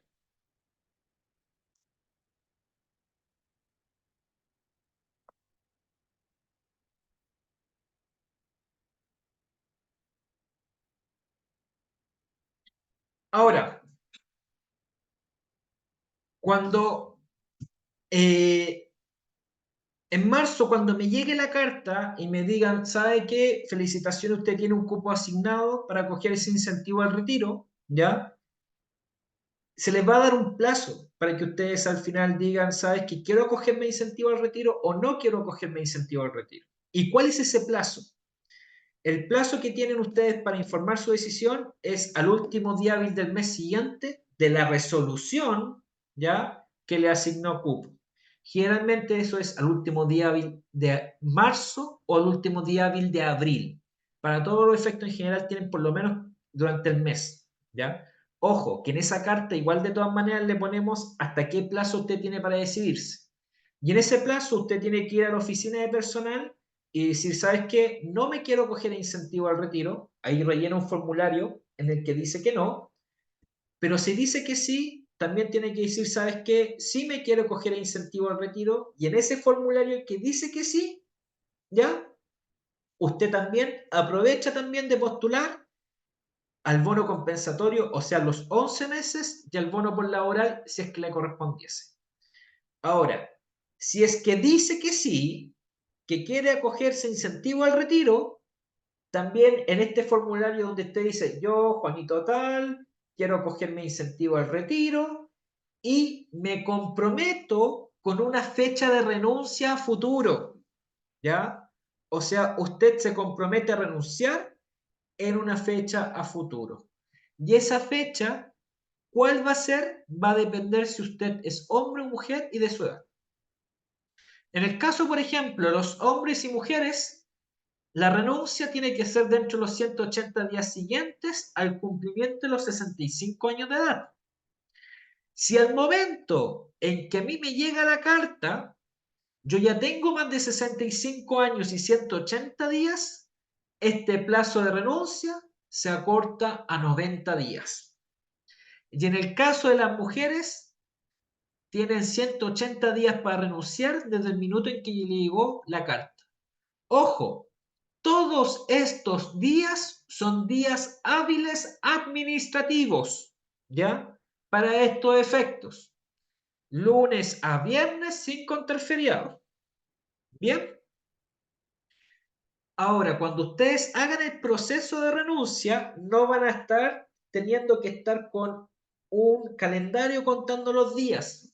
¿Por qué? Porque desde el nivel central insumamos a las facultades e institutos hospital con una fórmula de cálculo en la cual se pone su sexo y se pone su fecha de nacimiento, y con eso inmediatamente nos va a arrojar cuál va a ser la fecha máxima que tiene para renunciar.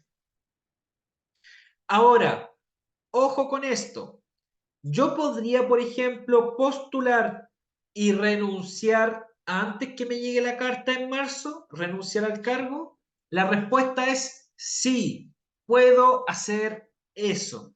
Yo puedo, por ejemplo, postular ahora en agosto y antes que me avisen en marzo, en diciembre renunciar, por distintos motivos, porque me quiero ir a vivir al sur, quiero poner un negocio, etc. ¿Ya? Puedo hacer eso, pero para ello tengo que revisar primero que cumpla con todos los requisitos, ya que es lo más importante.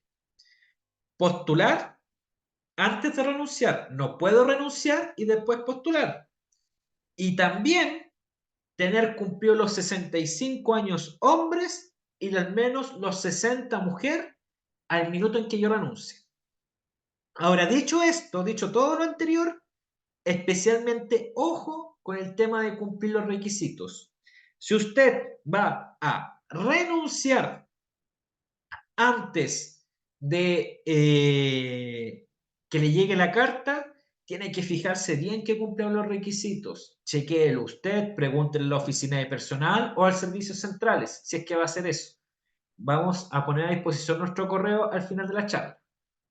¿Por qué? Porque hay gente que postula, renuncia y en marzo le llega la carta de que no cumplía los requisitos. Y se imaginarán el drama que significa esa situación.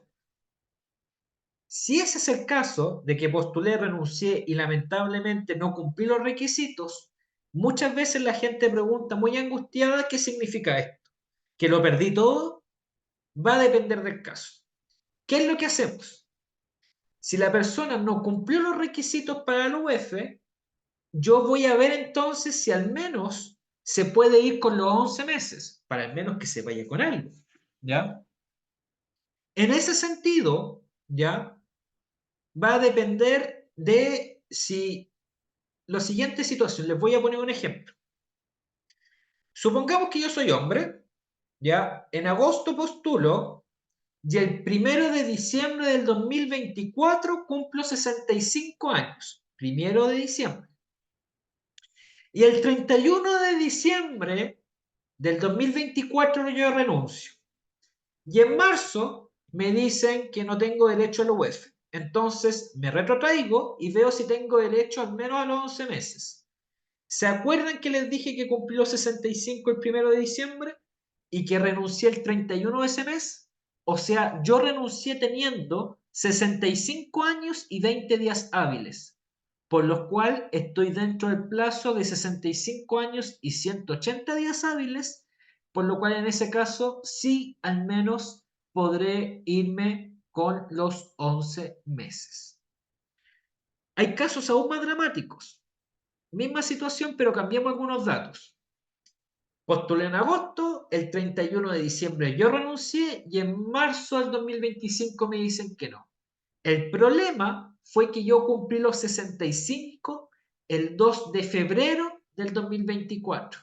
Y el tema es que del 2 de febrero al 31 de diciembre tengo más de 180 días hábiles.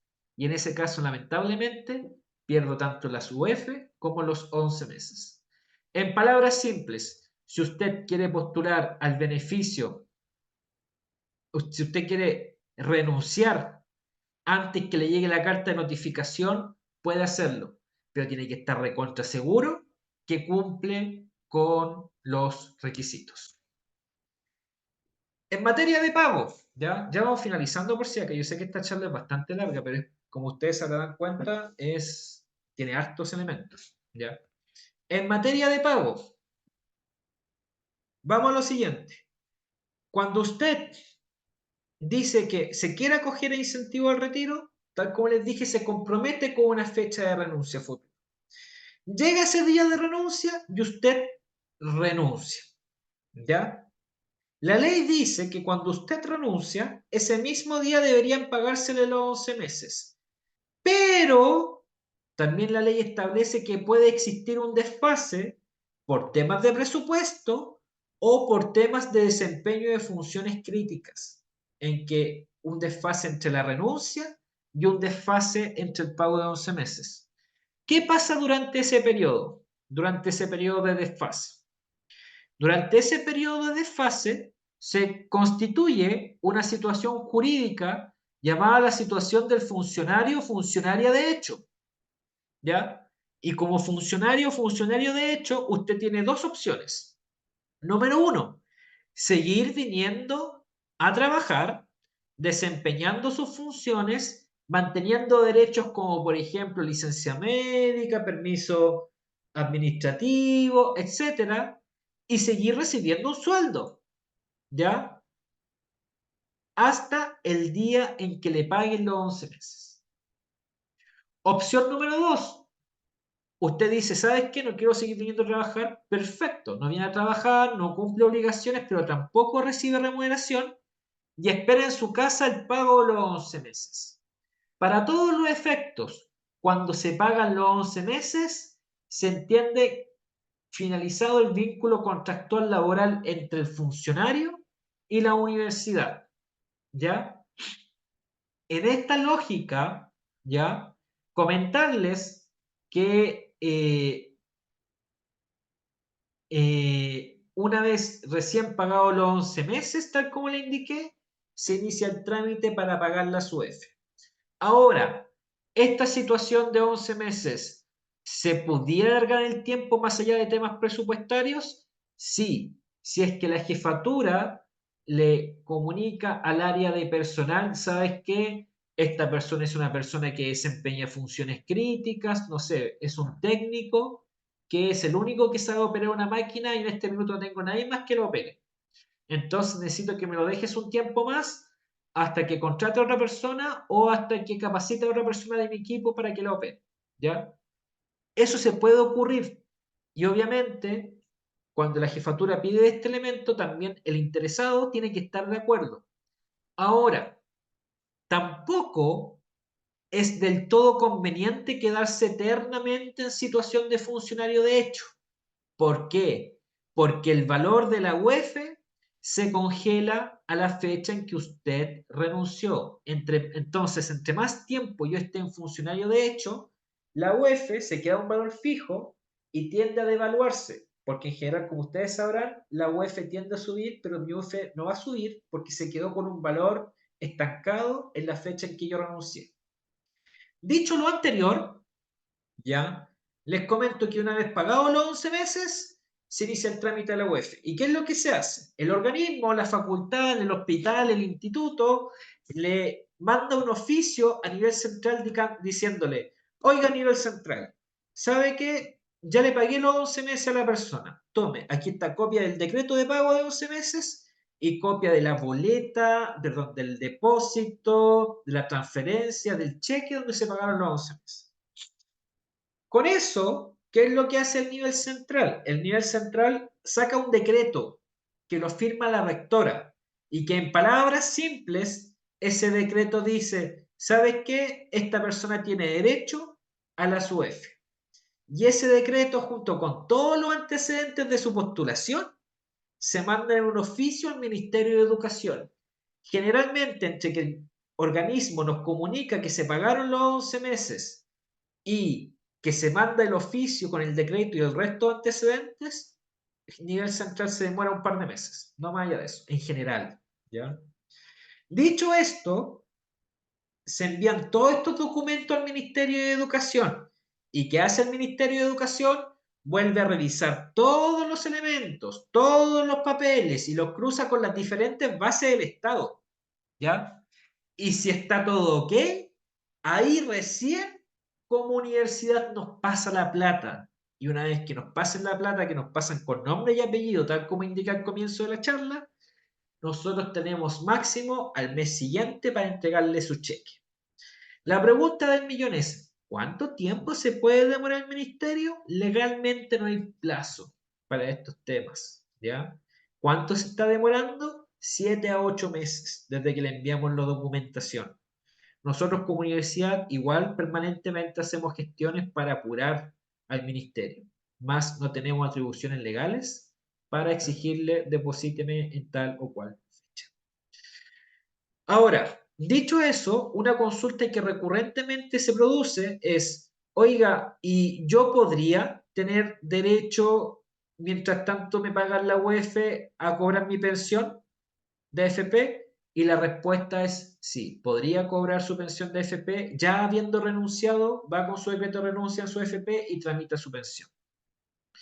Ahora, otra pregunta que nos hacen es el caso de las personas que pueden retornar al sistema antiguo.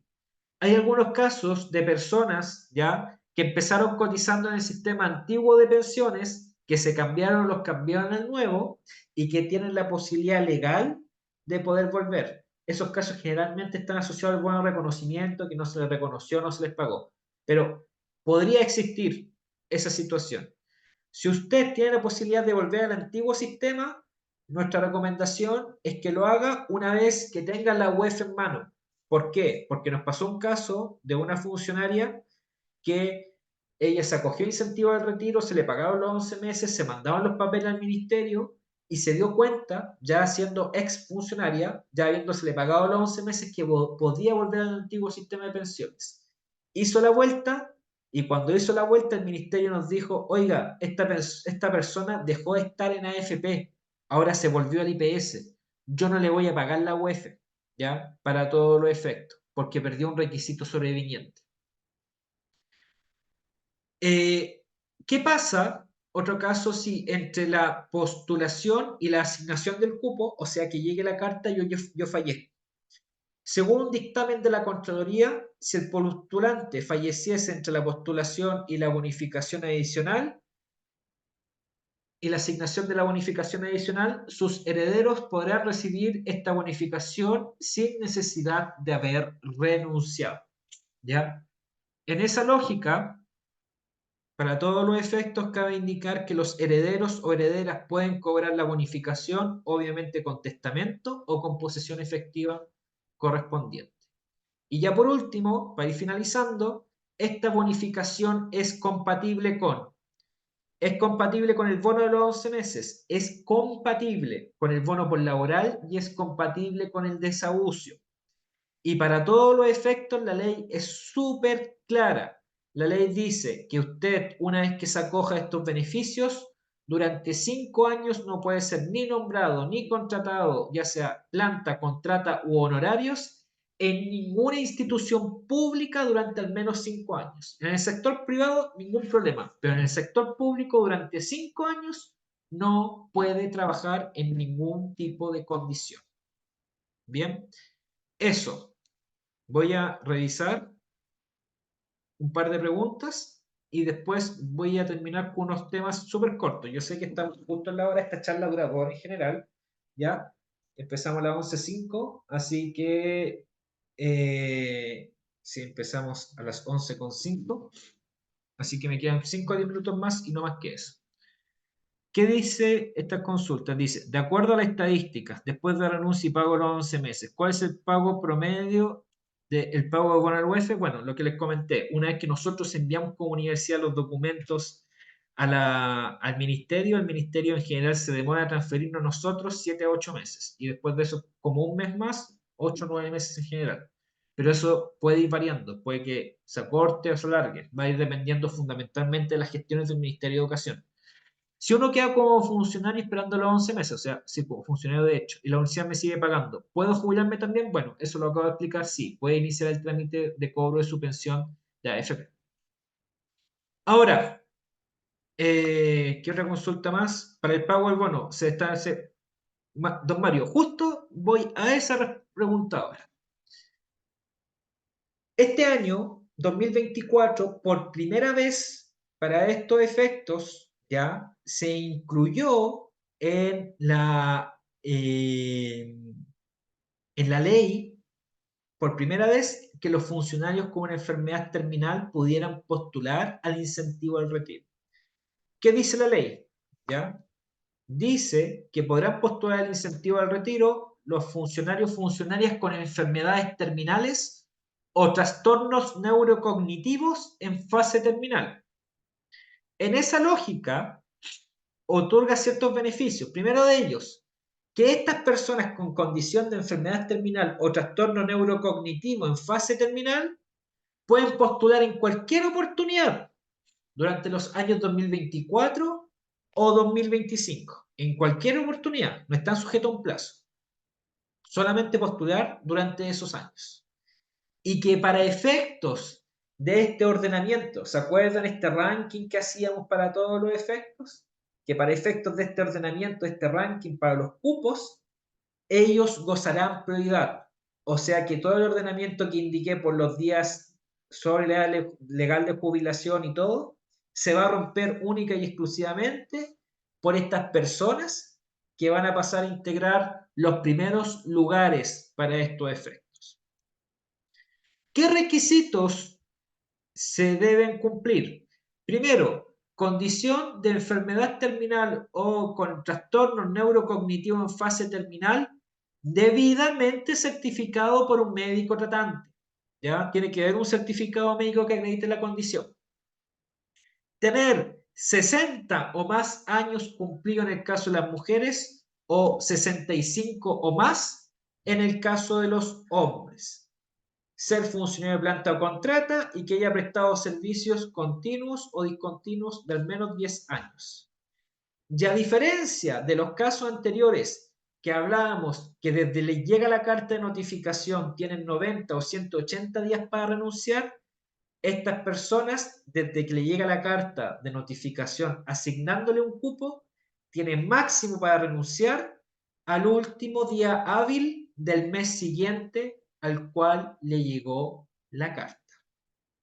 Bien, ya para ir finalizando, para efectos del tema del pago no tienen prioridad de enfermedades terminales, pero sí para efectos de ordenamiento de los cupos y todo eso. Para el tema del pago, se manda todo al Ministerio de Educación y el Ministerio es quien tramita estos elementos, tal como les comenté. Para el año 2025, ¿ya? Pero recuerden que el pago es heredable, ¿ya? Para el año 2025, ¿qué va a pasar? Tal como le indiqué, va a haber un nuevo proceso de postulación.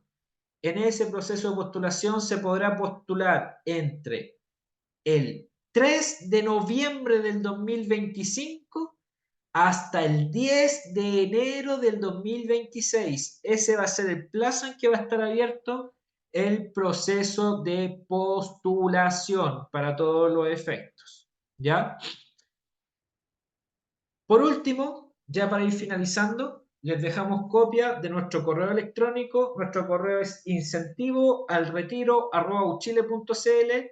Ahí pueden hacer todas las dudas, preguntas, consultas, inquietudes que tengan en materia de incentivo al retiro. En general respondemos en un plazo de 72 horas hábiles y puede que nos demoremos más en caso que jurídicamente son más complejos.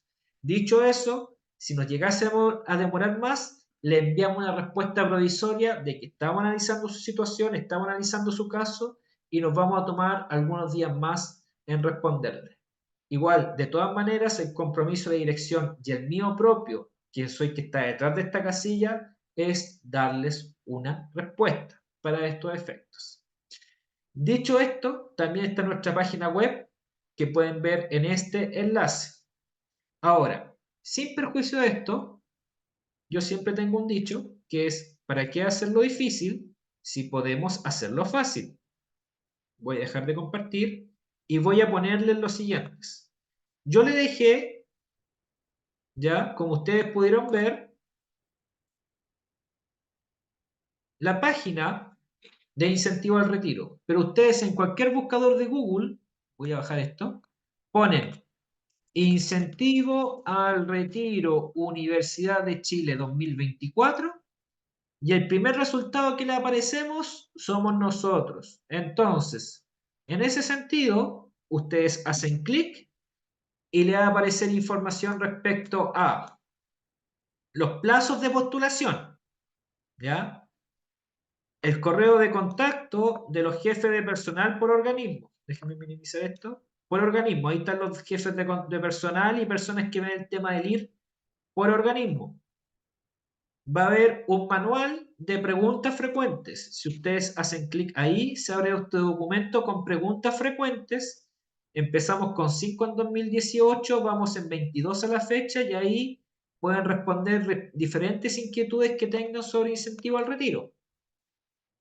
Y también por ley tenemos copia del formulario de postulación, que recuerden también hay una copia en las oficinas de personal.